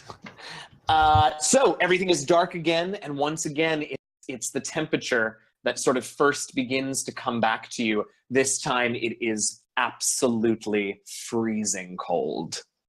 And the light begins to come back, and you feel a sort of moisture dropping onto you and crunch under your feet. And this time, the chamber is completely empty except for a bit of a dusting of snow all around the ground. And there are 4 braziers, lit braziers in the corners of this room. Next to each of the braziers is a little tinderbox and a striker on one side, and an urn that's like a metal urn lined with frost on the other. And you all are standing directly in the center of the room. There's like a cold moonlight shining down on you. It's chilly. There's a light snow. It's kind of that horrible wet snow, though. Like, it's not a nice, pretty snow. I'm getting like Majora's Mask, Legend of Zelda flashbacks. There you go. There you go. It's a puzzle. I think at this point we've all figured out and we all agree that this is Frigus's thing to solve. Yes, Yeah, yes. yeah. Can we just solve this fast? It is freezing. You're the master of winter. So- You've got so, this. Get with the solving, please. It is quite comfortable here. Yeah. No. Finally. So I look, and is there a difference between the braziers? They look pretty identical from where you're standing. They're all burning with a normal looking fire. You can just detect, you're sort of far from each of them, but you can just detect a bit of warmth and obviously light coming from each of them. Okay. If there's no inscriptions or anything, do I need to roll investigate to take a good look around? As you get a little closer, you don't know there is an inscription on the urn that's sitting next to whichever brazier it is that you approached. And the urn, you sort of wipe away a bit of the frost, and you can see underneath it there is an inscription that reads, "The night is full of terrors that must be extinguished. The only way to the dawn is to accept your fate." Okay, and then I go and I read the other ones. As you find the inscriptions, they're all the same. The night is dark and full of terrors. The only way to extinguish it is to accept your fate. The night is full of terrors that must be We're gonna extinguished. The stuck only way here to... forever. I've already accepted my fate. I will become the most famous bard in every land.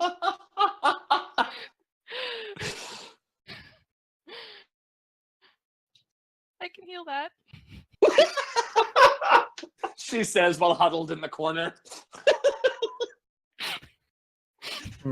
I don't suppose we should light these braziers? The other thing, Oh. the other thing I should mention, packed full of snow. Say what? The urns are packed full of snow. Do you want to build a snowman? Yeah. Is it Let's go and play. I I mean, never see you anymore. Anyway, I- we're gonna get sued. I take one and I dump it into the brazier. Okay, as you do, you hear a sizzling and crackling and popping, and the light dims in the room. The fire goes out. Everybody make wisdom saving throws, please. Oh! This does not sound good. This does not sound good. 7. Not sound good. This does not 7. sound good. This does not sound good. Man, I never do good on wisdom saves. Hey, I nine! have a well-waiting boost. I also got a 7. Really With a good. plus Eris, 5, I got a 7. Let's see here. Oh, 8. I don't even get a choice to accept my fate. Oh man! All right, so Still. each of you, as the light grows dark, it gets colder. The snow begins to fall harder, and each of you is just hit with a memory that you have shoved down the memory hole. Right? Like it's just Getting this through it in there. awful sort of dark memory that forces its way into the front of your mind, and each of you just feels this oppressive sort of sadness fall over you. No. That's relaxing. All my Please memories barely are notices a difference, but so cold. I think that may not be the right way to solve this. I go and do the other 3. But don't No! hold Okay. on. No, no, no, no, So as you do the second Stop! one, okay. Or maybe we gotta face our inner demons. It's like crawling shadow. As I grab the second one, if you try and stop me, I'm just gonna say, we have to just I think wouldn't that's do it. exactly what I'm gonna say. We have to Okay. accept it. One at a time. Though. All right. Upside down. Is anyone going to try to physically stop him? I'm face my No? demons. All right. I so don't he have pours that anything to on do the that. brazier. What's that? I don't have anything to do that with to physically. I mean, you can Stop try and him. grab him if you want. Give him a big bear hug. Yeah. Don't do it! Holding onto his legs. All right. I mean, so I as could you pour that- teleport you elsewhere. As you leave pour the that rest one in, of let's us have in another here round of alone. wisdom saves. 3. I rolled the exact same thing. Y'all. I don't think this is the solution, people.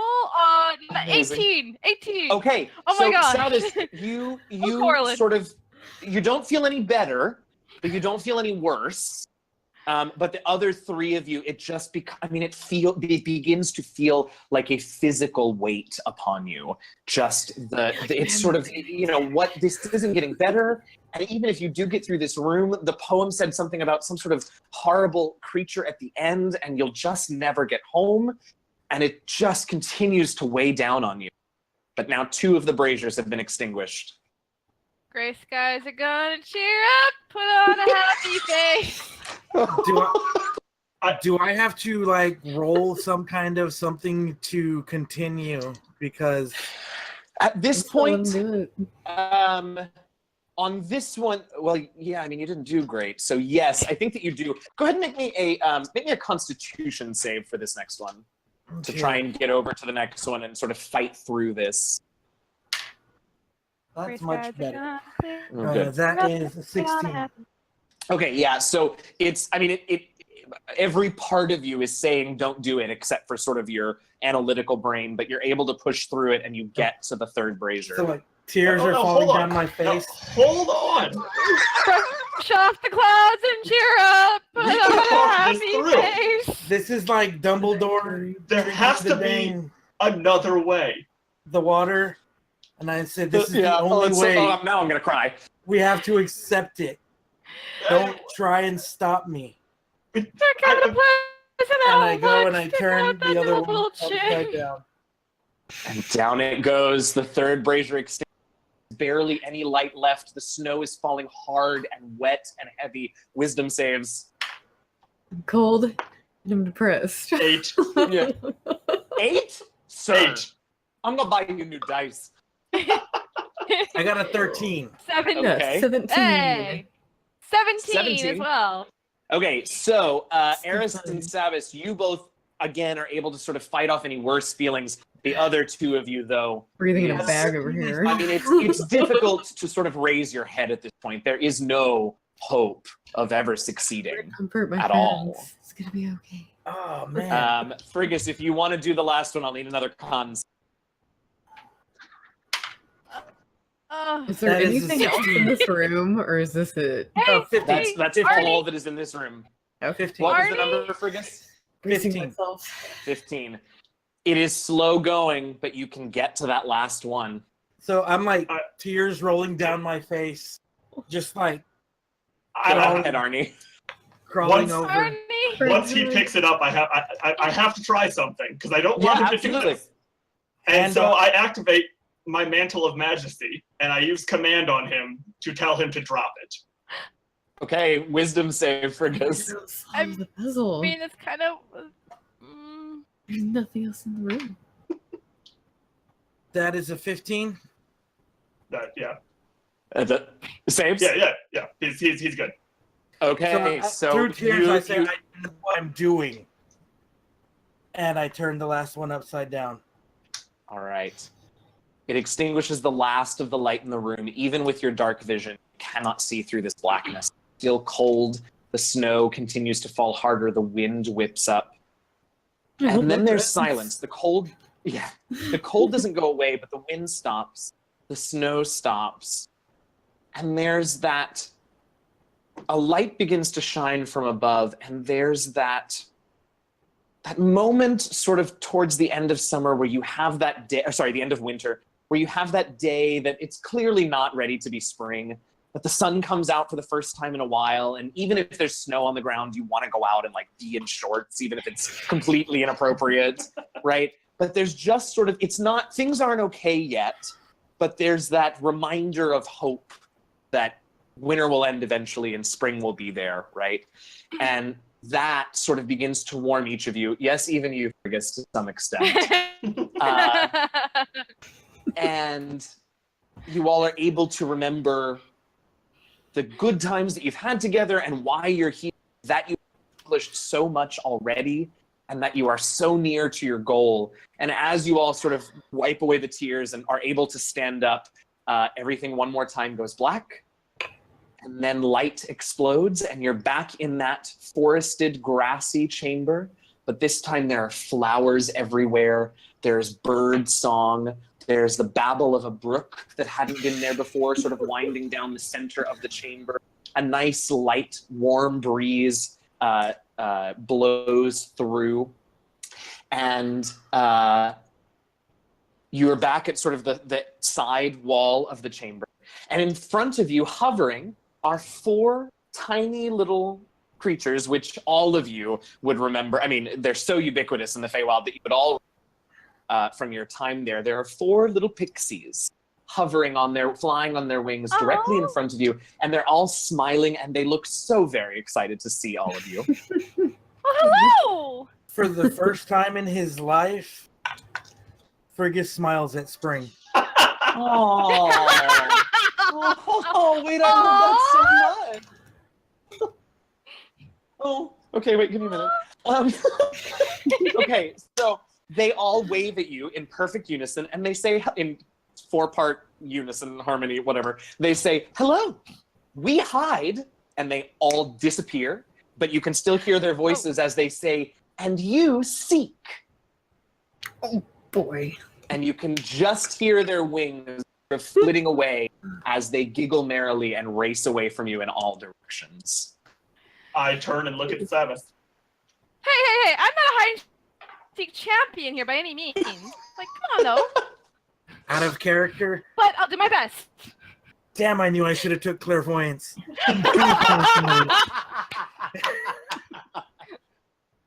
I love it. Okay. I mean, yeah, I don't have anything that magically will help this kind of stuff, except for maybe Misty Step of like, boom, got you. Sure. Why don't you, let's start with you, Sabbath. Why don't you make me a perception check? Just a sort of general one to get a lay of the air. Nat 20! Yes! All right, so in that case, wait, I'm going to be way nicer. Hang on. All right, so 2 things catch your eye. There is, a little ways off to the left in the chamber, is this beautiful flower bed with all different, just a riot of colors of flowers in this bed. And you see over there or you hear coming from over there, you hear a tiny little voice saying, shoo, get away, you stupid bee. You also can see, let's see. Yes, you also can see the little brook that I mentioned is sort of directly in front of you, kind of bisecting the chamber. And in the brook, what's that? I'm going, Okay, but just making sure you still hear me. That's okay. In the brook, you can see a little sort of strange ripple every couple of seconds just appear right in the middle of the brook, almost as if something is poking up and then going back down. Ooh. Well, there's 2. All right. I will head to the flower bed first. But I will also gesture to the group where it's like, and point to the brook. Okay. And I put the hood onto my my cloak of elven kind. I'm absolutely stealthing. I'm stealthing, and I'm like. Absolutely, you can. All right, let's deal with the flower bed one with you, Sam, first, and then I'll come to the other 3 of you to see what you did. Indication. Okay. But let's go ahead and start with you. So you head over there, and tell me what you're doing. I'm going to attempt to slightly stealth up on it, but I mean, if it's playing fairly, it shouldn't actually move away. Let's see. Okay. All right. Give me that stealth just in case. Catch it nicely. Yeah. Okay. That's a 3. Okay. All right, great.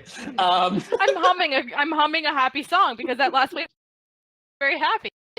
That's right. Okay, so you can just see where there seems to be like a little bee that is sort of acting strangely, like it flies up to a flower and then sort of like rebounds back, and then it tries to come again and it rebounds back. You don't see the pixie, but you do see this poor bee getting rebuffed from this flower. So you can make it over there, and you hear just a little giggle, and as you try and grab it, go ahead and make me an athletics check. That is a 19.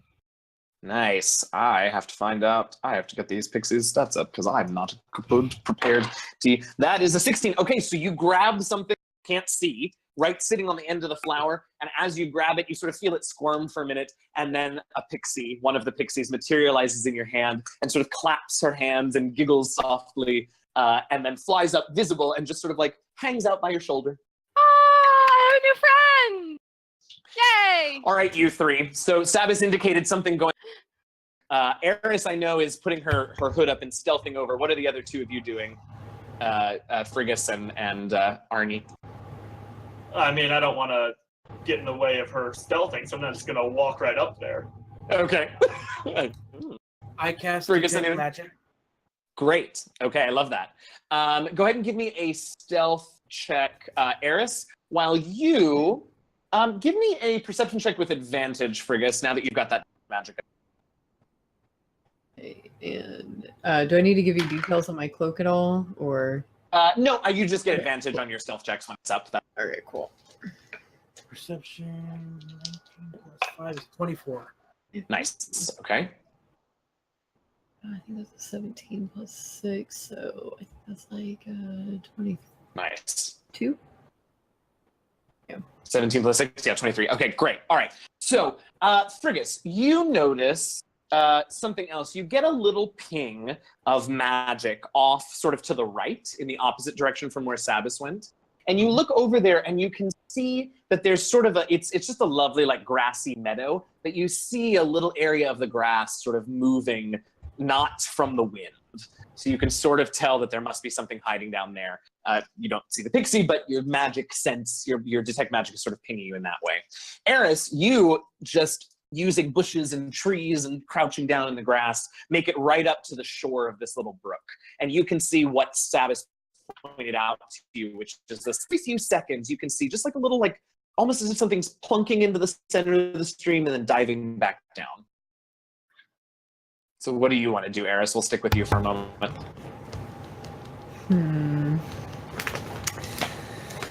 I don't know. I'm gonna get really close to it, and because it looks like it's one of the little fey sprites coming in and out of the water, or is it something else? Well, you can. That's the weird thing, is that you don't see anything. You just see its effect on the water itself. Oh, it's invisible. Ooh. What do I have to catch it with? I don't know. I'm just gonna. Does it look like it's something small coming out of the water, or something big? It does look. Yeah, it does look pretty. Whatever it is. Oh, I didn't hear that last thing. Oh, sorry. It looks like it. Whatever it is. It's still cutting out. Oh, no! Sorry. It's tiny, very small. Oh, Very okay. small. Can I get like stealth as close as I can and like catch it? Absolutely. Yeah, absolutely. Give me an athletics check. Okay. Okay, that's a 16 on die plus a 3. That's 19. 19. All right. So you reach out and so that was exactly the same set of numbers, 19 and a 16. So you dive into the water and you grab this little thing that also sort of wriggles. It almost feels like a little fish. And then the pixie appears in your hand, and this one just throws his head back and laughs, and then sort of squirms out and flies and sort of hovers near your shoulder. I'll be like, does that count? Did I catch it? And he sort of laughs and nods his head. All right, Frigus, let's hop to you. You saw that something going on in the grass. Okay, so how big are these fairies? They're pixies? Pigs, they're tiny. I mean, they're tiny. Okay. Both quantitatively and qualitatively. So, knowing exactly where this thing is, I Uh-huh. walk in that general direction, looking Okay. like I'm still looking for it. I love it. And as I get close, say probably like within 5-10 feet, Okay. I cast Gust and use the wind to blow it towards me. At which point I open my coat and close it around him. I love everything about that. Okay, so starting with the nonchalant walk up, make me a deception check or a performance check if that's better for you. Let's see. I am not good at either of those things. Awesome. I rolled a 2. So I'm like humming. Okay, so yeah, so you absolutely you hear it laughing at you. Oops, did I lose you all? Yeah, I heard you. That was the last thing you said. Okay, great. It's for sure laughing at you, but it doesn't seem to be. So then you cast Gust, which I think it needs to make a strength save. Is that right? Yes. Okay, so it's not. I was going to do it with disadvantage if you manage to convince it, but it's tiny and doesn't have much strength. 7. It blows right into you, and you close your coat around it, and you hear you can feel it sort of thumping against you, and you sort of hear, "You win! Let me out! You win!" So I open up my coat. And it sort of bursts out and sort of shakes its wings off for a minute, but then it sort of gives you a little eye, and then it's, all right, and then it get up plunks for you, and it's hovering. I It's give it a hovering little next to finger your... for a high five. Yes, and an absolutely high 5 fingers. I love it. Okay, so Aronster, anything? Aronster? Now it's just a block in my brain. Yeah, so I guess I'm going to try to look around as well. But to help me out on that, I'm going to use Enhance Ability and boost give myself advantage on Wisdom. Nice. All right, make me a perception check with advantage.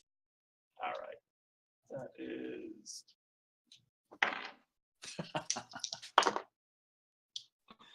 12. Okay, well, that's okay because I rolled 2. So you hear, you're watching your companions down, and you're sort of looking around, and all of a sudden you hear behind you, literally right behind your head, you hear a little giggle. It's hiding behind you, because you have such a large head, Ernie.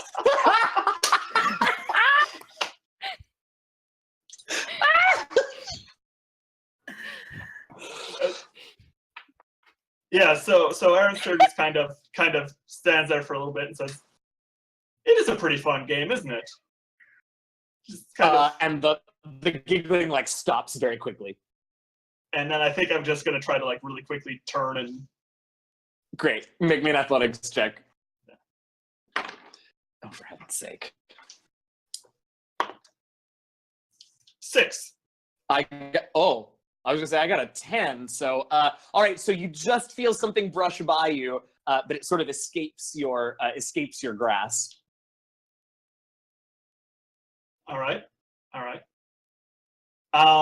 Do I kind of feel the direction it went at all? Yeah, it didn't, it just sort of seemed to go down a little bit. And you didn't hear anything go too far away from you. It just sort of seemed to evade your grasp. Yeah. Let's see. What do I want? How do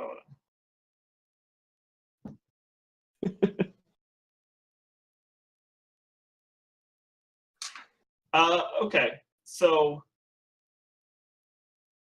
Come on, Ernie, we all got ours. I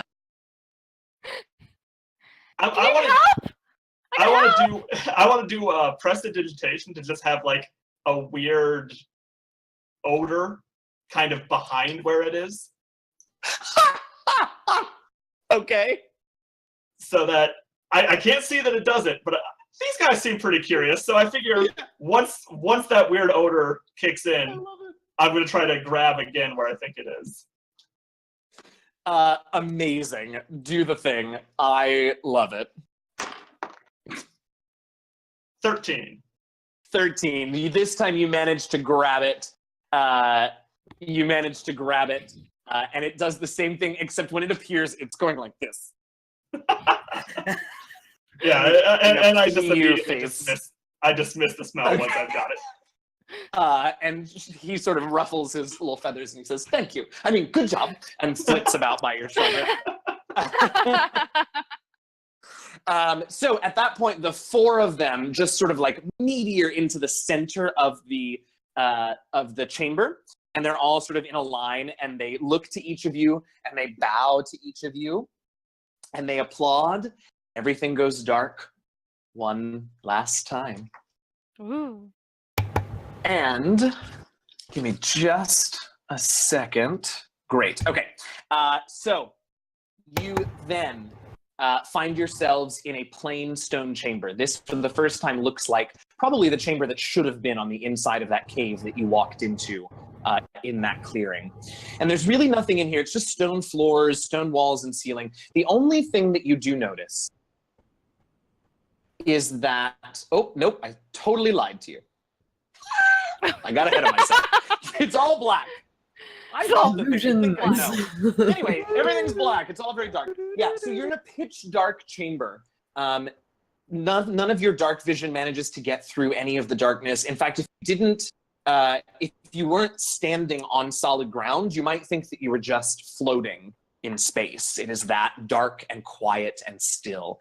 And one by one, 4 lights light up. And you see that there are 4 sort of glowing, ovular-shaped, what look like gateways or portals. One of them is green, one of them is red, one of them is orange, and one of them is blue. Look, guys, home. Well, I go to the green one. So I don't go there's through a it, I sort go of to it. right, yeah. So in each of them, as you get closer to the green one in particular, you're close enough to see on all of them that there is a sort of swirling, opaque mist of the whatever color light is coming from the portal. So you can't really see into the portal from where you are. This could still be some sort of trap. I'm gonna go in. Come on, guys, let's do I this. think we She need to says that- go in based She on doesn't do that. She says that. Like Right. Season, maybe. Yeah. So I walk up to the blue one. I guess I'm going to walk up to the orange one. Okay, Are we gonna do this? Are we gonna do this? Let's do this. All right, and I'll get in whatever one's left at the end. the red one. red yeah. one. The red one. And I say 3, 2, 1, go. Go in. I go And in. so wait just a second after everyone else. You absolute. I can't say any of those words right now, so I'm not going. Arnie! And then goes in, and then goes in. Right. Just after seeing that you don't like explode. How would you know? You can't see through the portal. Guinea pigs. You're all guinea pigs. I'm like, nothing else has killed us, including my sorrow storm. That's true enough, I suppose. Sorrow Storm. What a great name for what happened there. Yes. All right, so you each step through, and when you get to the other side, it isn't quite what you had imagined. You can see each of your friends. You all are in a sort of, it's a circular chamber that is cut into 4 quarters by these high iron like fences, essentially. And each of you is in a different court. And in the center of each of your quadrants are hovering these little creatures that you all recognize as various types of mephits. They're small little elemental creatures that combine the different elements of the elemental planes in various ways. So each of you see that there are 3 of them within your quadrant of this circle, and they all sort of turn to look at each of you in the quadrant, and they all sort of smile these pointy, jagged, toothed smiles, Oh, and they hi. begin to laugh, and they begin to come towards you, and we're going to roll initiative. Oh. So is it 3 for each of us? So there's a total of 12. That is correct, yes. Okay. Oh my How big goodness. are they? They are small, mechanically, so they're, like cat sized, but they're all flying. So I got an 18. Alright. total. That's 4. Okay, 12. 18. Hang on, so Eris is 18. Is 12. 4 is Frigus. What's 7. 7? Okay. Fitz and Frigus. Okay, so yes, I know that you don't think Frigus is a real word, computer. Just deal with it. All right, Latin. so And the rest of us got away with it. right. All right, so we're gonna start with Eris. Eris, in your chamber, first of all, in your quadrant, it is extremely hot, to the point where you're going to need to make a Constitution saving throw. But as this is your season, you're going to make it with advantage at the top of each of your turns. They have medieval deodorant. Yeah, right. So go ahead and start with the con save. And you said, what, did you say anything about advantage? Sorry. Yes, with advantage because it's your season. Ooh. So 20 total. Okay. So the heat is oppressive, but you're able to sort of muddle through. In your chamber, there are 3 methods. One of them looks like it's made of smoke, one looks like it's made of steam, and one looks like it's made out of molten rock or magma. So, but I do see method thingies in front of me, or no? Oh yes, there are those 3 things sort of in front of you in this enclosure. Are they all standing together? So I'm gonna cast. They are sleep all on pretty them. close together at this point. Yes, Or they hold are. on, I'm gonna talk first. I'm be like, "You guys willing to talk?" Be friendly. Very nice. Make me an insight check.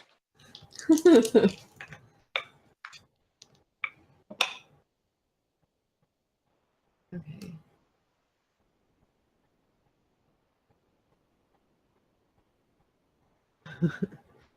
15. They are not. They hostile. I'm casting sleep on them. Casting. There you go. All right, great. So that is, I believe it's 5d8. Is that right? Yeah. And Yeah, I need to 5d8. see what Roll the that up. row is. Oh, I didn't see her. I actually pulled up. They don't actually get a save, so it's against their hit point, whatever you roll. Oh, okay, my bad. I don't use the spell too That's okay. That's okay. So you roll that up, and while you're just going to hop 23. to 23. Oh, that was Okay. quick. All right, great. Love it. All right. So at least one of them is going to fall asleep. Hold on, and I'll tell you which one. 23, you said? Mm-hmm. Okay, so the steam method just sort of lightly closes his eyes and hovers to the ground and sort of curls up on the ground and is asleep on the ground. Oh, well. The other 2, however, are still awake and ready to. And is there anywhere Anything I else can on take your cover in the turn? room? No, it's a big open space. I'm taking some personal space, stepping back a little bit. And All right, that's absolutely, my rounds. absolutely. With my hood on. Okay. Yes. Next up in the order is Sabis. Sabis, you are in a sort of lovely spring temperate zone. But the trick here for you is that the trick here for you is that there are a lot of very large flowers sort of all over that seem very heavy with pollen. But at the moment, that's all you see. So you let me know what you're doing. In your enclosure, there is a method that looks like it's made out of dust, one similar to one that Eris saw made out of smoke, and one that looks like it's made out of ice. Okay. I'm going to start with casting Spiritual Weapon as my bonus action. Yeah, love I'm that being- spell. And that floating around me, I'm casting at a 3rd level, so I get Yes. bonus damage Yep. for it. 2d8 let me just instead of mark just off- 1. Yeah, let me just mark off my spell slot for that one. Other than that, I just kind of bring up Lightbringer and look at them and go like, I really swear, please just maybe stand down nicely. Hi, thanks. I could heal you if you hurt. Or I'll have to hurt I you. love it so much. They don't I really do. Fantastic. All right. Anything else on your turn, Savis? That's fantastic. And then I hold my attack if they come after you, at me. Great. So. Fantastic. All right. Aronster, in your quadrant, you can see that there's dense leaf fall and dead branches just covering the ground, and the whole of your enclosure is pretty difficult to navigate, so it's all difficult terrain for you. In your enclosure, there is a method that looks to be made of mud, one that looks to be made of dust, and one that looks to be made of magma. Okay. I don't move. Great. And I cast Hypnotic Pattern on the three of them. Yes. Wisdom saves? Or is that another? It's okay. Wisdom, yeah. All right, great. So we will take, where are you? We'll take the mud one. That's a 12. Then we'll take the dust one, and the dust one gets a 3. Fails. And then the magma one, and the magma one gets a 10. So they all fail. Yep. Okay. So they're all charmed, and the effect of that charm is essentially they sit down and they just don't do anything. Yeah, they're incapacitated, right? Yep. Yep, fantastic. I love it. Okay. Frigus is real overwhelmed by everything, so it's the method.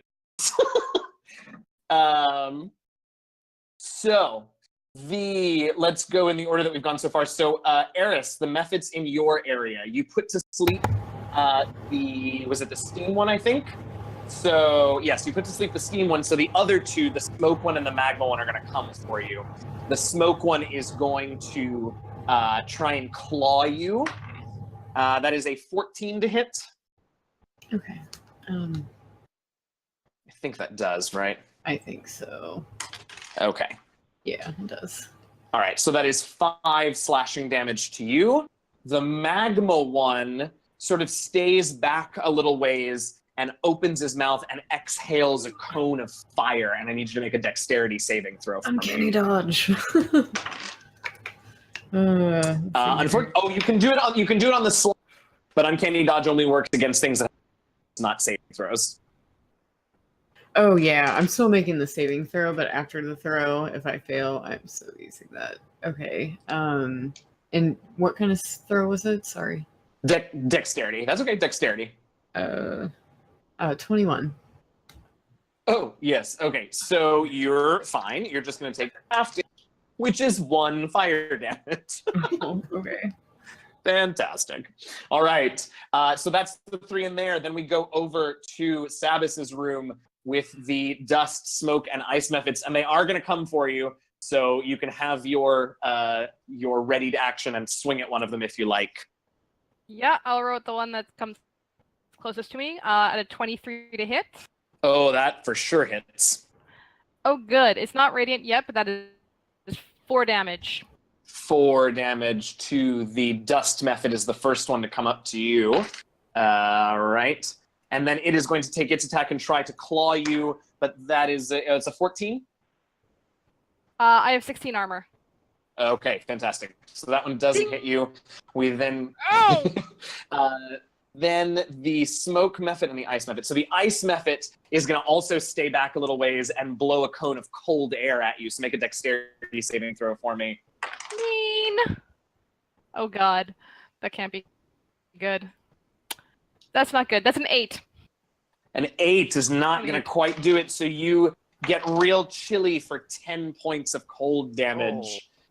And finally, the smoke method comes up and is also going to try to slash at you with its claws, but that is only a 12, so that one misses as well.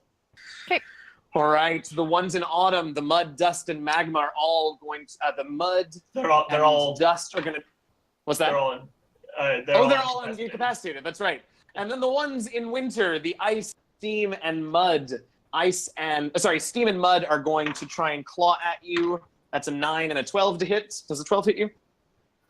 12 meets, so yes. So that's a yes. All right. So one of them claws you for 4 slashing damage. And then the ice method, perhaps somewhat foolishly, is also going to try and blow a blast of cold air at you. So make a dexterity saving throw for me.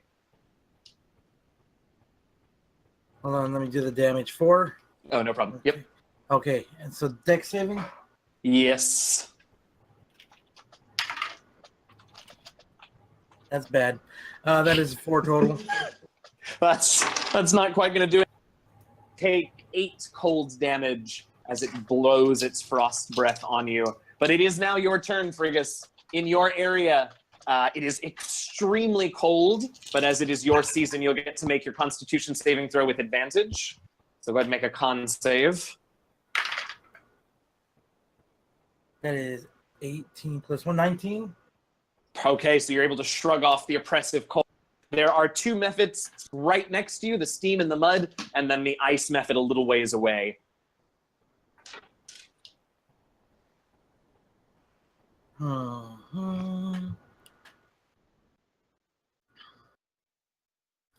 Would they happen to be lined up? They are all, well, the 2 that are next to, I bet you could get any 2 of them that you wanted, yeah. And say I couldn't take like a minor adjustment to line them up. I'll say you could line them up, but you're going to have to opportunity against you. I'll take the 2 then. Okay. Let's see. Mud and what? Are close? Mud, steam, and ice. Mud and steam are right next to you. Okay. Let's see. So I will hit them with. You know what? I'm just gonna cast Fireball. Okay, fantastic. How big is the room? Is everyone else? Are there methods in range too? No. No. Your enclosures are pretty big, Okay. but you can definitely get all 3 of yours. So I just snap my fingers and cast Fireball. It's a 15 All right. dex save. Dex saves. Ooh, the ice got a 4. The mud got a 14, so not quite.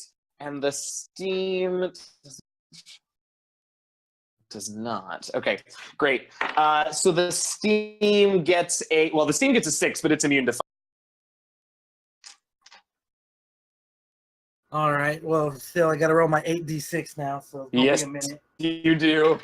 Eris, you are on deck. In fact, roll that up and let me know when you've got it, and let's move up to Eris. Okay. So, a free action can be to interact with an object. So I'm curious if this would count. In my burglar's pack, I have a bag of 1,000 ball bearings. So if I take that out and go whoosh at them, would that count toward that interaction, or would that be considered an action? To try and attack them with the ball bearings? No, Because remember, they're to flying. roll them, to roll, they're not, like take they're the bag flying. and roll them. Oh, they are. Yeah, not they're all moving. flying. Yeah, sorry, I didn't make that clear, but they're all flying. Oh, okay. Well, I recon that because I thought I they were got you, walking Frigus. around on the ground. Yeah, okay. Okay. So you take just a second and rethink that. Frigus, what was 18. 18? Yeah, I rolled too many ones. Fantastic. Hey, that's Really? still enough. That's still enough to blow up the ice and mud methods. Now, the unfortunate thing is, I need you to make two dexterity saving throws. Oh no, I'm sorry, a dex and a con save. Okay. Dex. Oh, I rolled a 1 on Dex. Okay. Oh dear. No. Did you roll it's another red. 1? Yeah. On separate God, dice. okay. Amazing. So the ice method explodes when you blow it up with your fireball, and you take 4 slashing damage as the shards cut into you before they melt. The mud method just sort of flings. Oh, I looked at the wrong one. That's okay. We're gonna make this work. The mud method flings its mud everywhere, and you end up just covered in sticky mud, and you're restrained for the moment.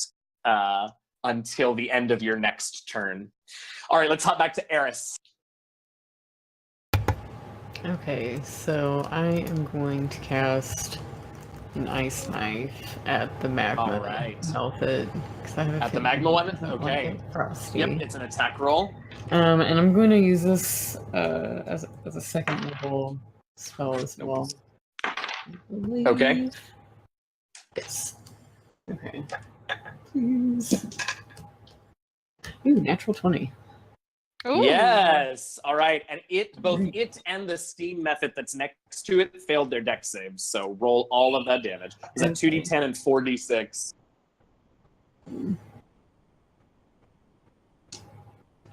Satis, you're on deck. Yeah, I actually already did my rolls for you, so ready to go. You are so ready. So that's 16, 8, Oh, 28 damage total. 28. All right. And what were the 2d10s? Because the other one won't get those d10s. Just Okay, six. so one of the d10s was a 9 and the other one was a Okay. 7. Okay, great. So, and the total was, sorry, what, 26? Okay. 28 total. 28. Mhm. Okay, and a 9 and a 7, so that's 12. Okay, great. So the magma method is done for. So make a dexterity save for me. Okay. Uh-oh. That can't be good. That can't be good. Nope. That can't be good. 5 total, because I rolled a 2. Oof. All right, so as you kill the magma, burning molten rock explode out and you take 9 fire damage. Right in the face. The steam method looks pretty messed up at this point. Cool. All right, anything else on your turn? I guess not, no. Okay. Hey, Saris, tell me what happened. Sabis, sorry, Saris. It's okay. It's auto Not sure which ones are close by me, but I smack with Lightbringer. I'm actually going to do the radiant damage on this one, so I call the command to bring it up. Yeah, So that's an 18 to hit on that one. absolutely. I just have to check the actual bonus of damage for the radiant because it's an extra 1d6. It's an extra d6, It's- yeah. Oh, only if it's undead, so never mind. I don't think they're It's undead, so they only do it 1d6. So it's a 6 damage for that one. But the All spiritual right. weapon rolled a crit. Yes, crits. Take this Spiritual dust weapon rolled a method crit. out. So it got 8 on its first one and an 8 again for damage. Yes, Total all of right. So 16. the dust method explodes. Make a constitution save for me. Oh. Hope this will be better. That is not a good roll. Oh, dear. My con save is it's 4. It's 4. Okay, so you just get dust in your eyes and you are blind for 1 minute, but you can repeat the save at the end of each of your. All right, and we are back up to Aronster. How far away can I get to the gates or not or the fencing or whatever? You can get to the fencing, yeah. You probably can't get through. Right. So we're in kind of quarter cut pizza sort of situation. Who's on each Yep. side of me? So I think to your. So you've got Eris in summer to your right, and Okay. Frigus in winter to your left. Okay. And then Sabis is sort of across from you. And Eris already took out. You guys both took out 2 on your turn, right? I got one. Eris and Okay. Sabis just took out 1. So I go to the side where Eris is, and Okay. Aronster pulls out a deck of cards. Yes. You I'm have prepared. the deck. Awesome. He's so ready. Yeah. I don't know if you can see it. It's I can't. The glaze. Ace of Diamonds. Ace of Diamonds. I don't know. Hold on. I got it open right here. Ace Oh, of great. Diamonds is a beholder. Just appears. Ye- Holy shit. Okay, Okay, on so our I mean, side it's or an against ace. us? So It's on So our a team. beholder appears Yep. in your space, Eris, and it's don't worry, absolutely horrible. he's on our side.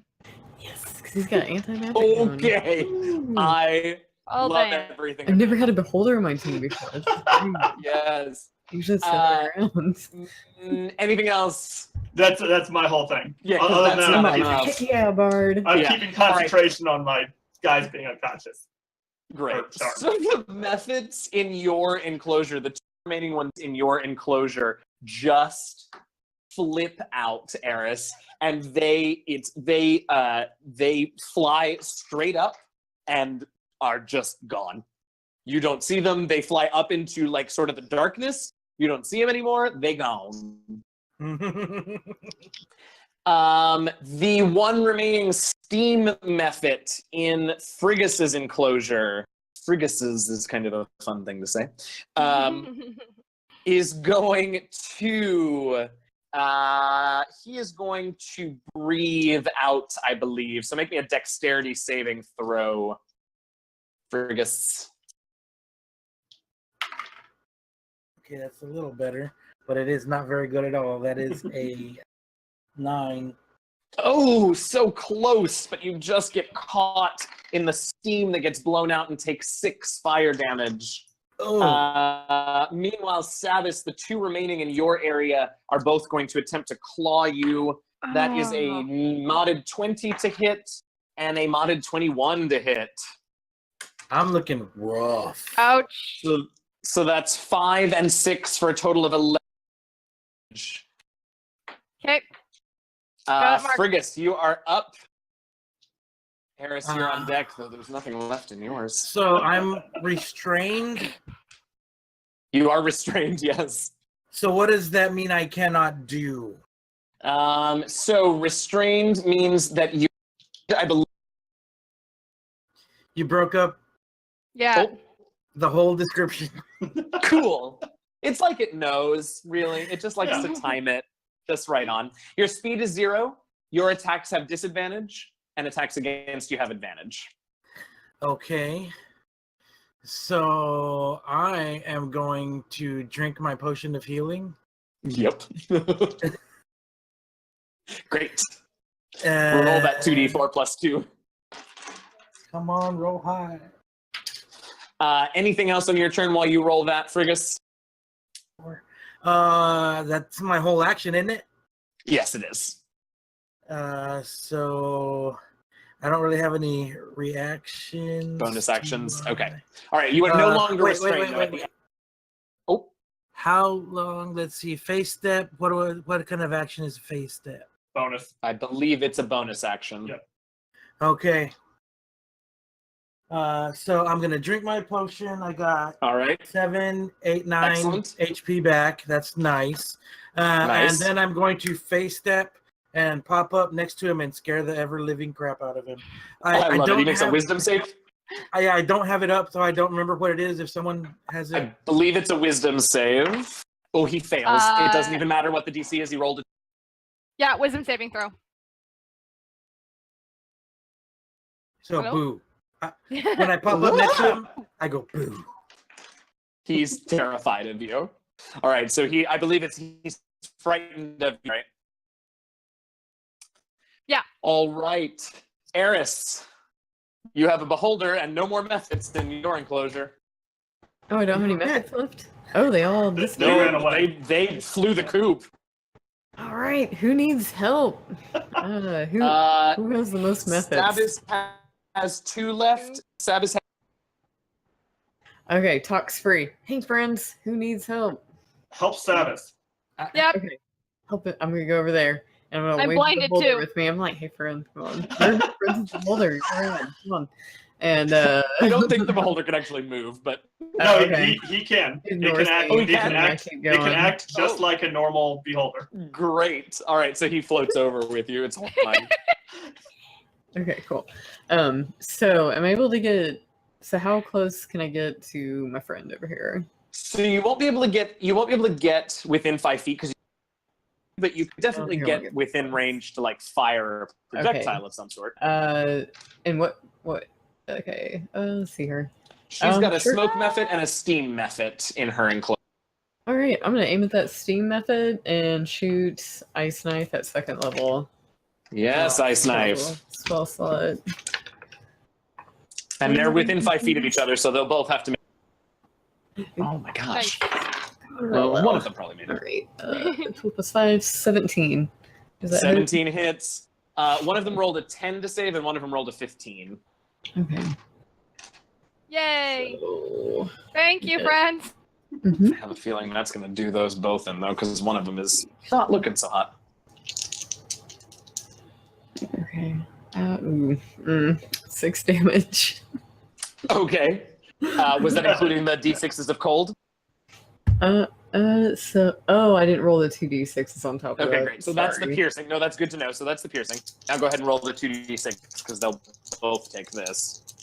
Okay. And then that is an extra 7. Okay. 7. Okay, so Thank that's you. enough to do the steam. Yeah, of course. That's enough to do the steam method in, which is great. Except that now you need to make a dexterity saving throw, Sabis. Oh, I got that close. Am I able to get a more range? No, you don't have to, Eris. Just Sabis does because she was right next. Sorry, Sabis. 17. I might be okay. Oh, yeah, you're fine. I can heal myself. You're good. Yeah, right. I can heal that. I can heal this. And it is your turn, Sabis. There's one smoke method left within your chamber. Okay. Since I have a spiritual weapon out, does that count as always using my bonus action? If you want to attack with it, it is your bonus action. Okay. Then my main action is lesser restoration on myself. Correct. Blindness is gone. The blindness is gone. And then we're gonna attack with the spiritual weapon on the last remaining method. Do it. Which is a 13 to hit. That is just enough to hit. Oh no, this smoke method has 12. So yes, you hit. Okay, and 6 damage. All right. Not looking good. All right. Next up is Aronster. Well,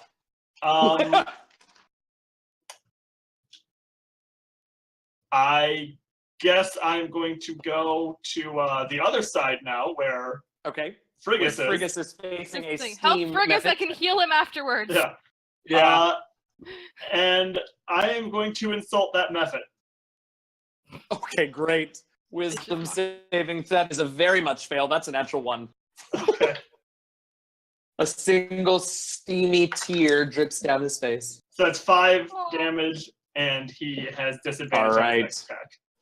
Which is good because it's his turn, so he'll have disadvantage. Doesn't he have to run away? Oh, No. that's right. He has to run away from you. So he does Oh. that. Because I scared him. Oh, yeah. So he does that. He gets away from you. The smoke method in Sabis's enclosure attacks, but it's only a 13 to hit with his claws. So he misses. Frigus, you're up. Eris, you're on deck. I will. Let's see. Steam. I guess I'm gonna cast Chromatic Orb at 3rd level Woo! and hit him with lightning. Do it. So Make that let's attack see. roll. Plus 7. That is 6 plus 7 is 13. That'll hit. And was that like 5d8? Something outrageous like that. Yeah. 5d8.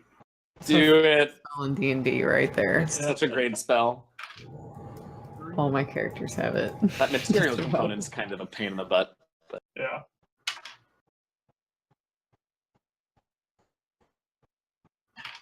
Oh my god, the anticipation. Yeah, I know. Like how much damage? Oh, I know, is it enough? Is it enough? 19 electric damage. It is enough. And that one blows up and you're not within 5 feet of it, so you don't have to worry hit by its death burst. All right, Eris, there's one conscious, not incapacitated method remaining in Sabis's enclosure. All right. Well, you see like electricity flicker in my eye and down my hand Yes. as I shoot a witch bolt at Yes. the last one available. Let's see what happens. Do it. I'm okay with this. 16 plus 5, so 21 to hit, That'll do. Yep. and 6 lightning damage. 6. All right. It's not looking good. Sabis, finish it off. All right. Hit with the so aim with Lightbringer. That does not work very well. Just swing at a 10. But the spiritual weapon hits for a 24 Yes, ma'am. and only does 4 damage though. Oh no! It's not quite down. Arnie. Damn you, spiritual weapon. I assume Was that with the 2d8? No, it's only one because it only goes up every 2 levels, not 1. Oh no. Okay, gotcha. Yeah. Am I able to get within 60 feet of her method with? Yeah, I think so. I think you can probably. It's a little hard to like get a beat on it. Yeah. I'm a healer, not a Okay. fighter. I can't stop this. I can't heal. Then once Oh. again, I will go ahead and just mock him. And once again, I'm gonna roll a 3. Does the folder do anything? 5 damage. It just like sobs into its hands, and just like the tears It's dissolve okay. it, and it disappears into smoke. I killed it with an And insult, you nothing guys. Left. It's The okay, little 3 meat that fit. are on the floor in your the 3 that are on the floor in your enclosure, Aronster, just sort of melt away now that the rest of them are gone. Okay. And you all see the walls, the cold iron fences, begin to sort of dissolve and disappear. And in the very center of this chamber, they're all gone now, so you're in one big circular chamber. And in the very center of this chamber, on the floor, materializes a large, probably 5 feet in diameter, circular gateway or portal. And as you look into it, you can see what is unmistakably the green fields of the Feywild. I'm gonna go get arrested. I can go. Around the edge of the portal is an inscription written in Sylvan, which I think all of you speak. I think we just I think, naturally. yeah. I do. Yeah, I think so too. Yeah, so there's an inscription in Sylvan around which says Tongues. something to the effect of any who pass through this portal will you can stay, essentially. I didn't come up with something clever, I should have. But it basically says, like, no matter what's happened before, if you pass through this portal, you can stay in the Feywild. It breaks all banishments and curses and enchantments and things like that. Sweet. I still put my hood on just in case. Just in case, yes. So you all begin to go through the Disappear into Feywild, the and Feywild. Eris takes Yes! one look back and puts up her hood. You all go home where it's sure to not be an easy time. There are still pissed off Seelie and unseelie court members, but at least you all are home. Yay! That was a great one shot. Did you write that? I Great did. time. That was good. Thanks. I like that. Thank That was you, a thank really you. awesome That was a game. good time. You're a good Yeah. DM. You guys were great. Exciting. What a great team. Indeed. All right, everyone. I will do a quick wrap up here. We're going to do a run through everyone that is here, though. They can give a little blurb of who they are, where they're from, and stuff like that. This is an amazing time. Thank you to our host for running this game. You're so welcome. Giving a final total of money too. We're at $1,238.69. Yeah. We went past our goal, just blew it out. Thank you, everybody who donated.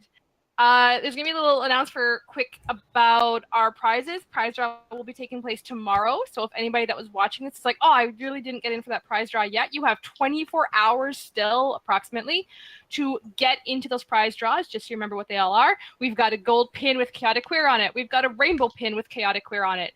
We have a Sherlock Holmes board game that looks amazing. We have Recca Mecca board game that also looks amazing. We have a $25 gift certificate to Evil Hat. If you don't know who they are for things, they do Fate.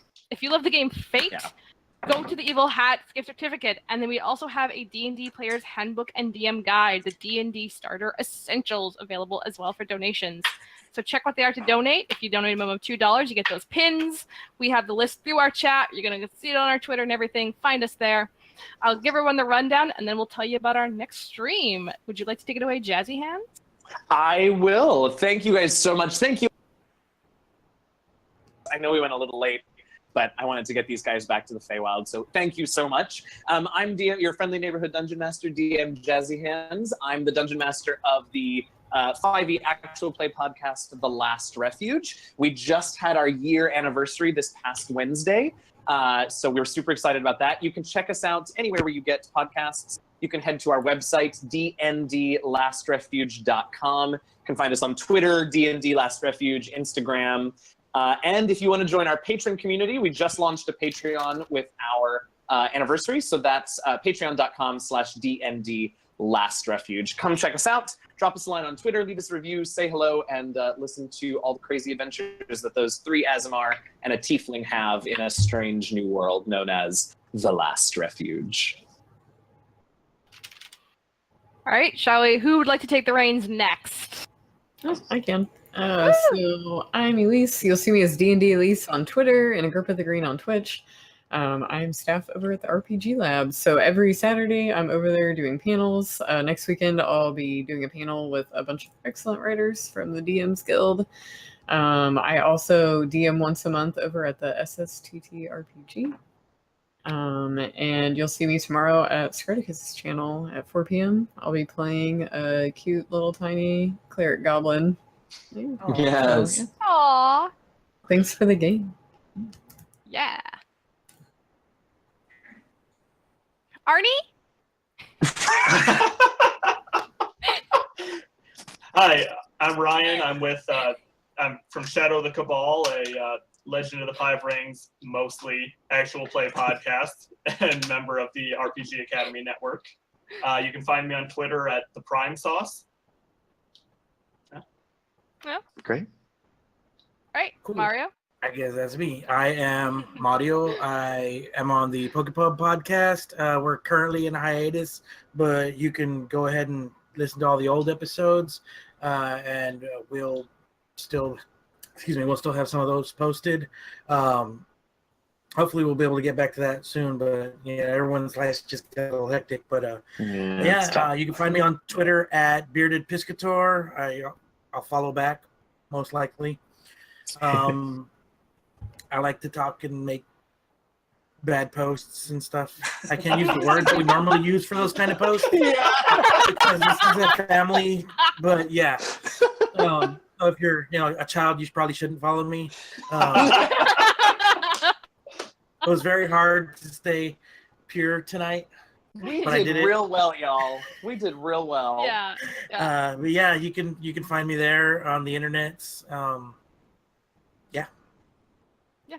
And final for I am Jay. I am a volunteer with Roll4Change, but when I'm not volunteering with those fun folks, I actually am a player and DM at 0d20.com, a podcast for underrepresented voices in tabletop games. We have currently main campaign is Fractoria campaign with an all-female party. We have Lost Vancouver, which is hopefully coming out this year. Knock on wood if I can get that all edited. It's a changeling game of explorations and such. I will be DMing a future game we're going to be announcing soon. Good times had by all for that kind of thing. And I will do a quick announcement for our October stream. For those who have been waiting on the edge to hear about this, our next stream will be in October. We're hoping around Halloween. So for anyone that comes back or comes here, wear your costumes. We love those so much. It'll be for NAMI, which is the National Alliance on Mental Illness. So stay tuned. Awesome. Follow on Twitter, Roll4Change, Facebook page, Roll4Change, website, roll4change.org. If you absolutely want to get in contact with what we're working on, do that. We also have an ongoing stream that will be coming out soon, run by one of our own volunteers. It's awesome. Hi, Nick. And yeah, that's about all I have for the announcements tonight. Thank you, everyone who donated, who played, ran. The next DM call is going to go out soon. We do have a form on our website. If you know the DM that you kind of want to volunteer, go fill that out. As a heads up, emails are kind of better for us to reach out to them, but you can drop a Twitter thing and we will go, hey, you were volunteered, kind of put forward for this. So if you'd like to participate, here you go. And then also we'll look for players the same way. So if you're a podcaster that wants to play on here and go, I would love to try a one-shot game for this, go check out roll4change.org and put your name in. And we'll be reaching out. Much love, everyone.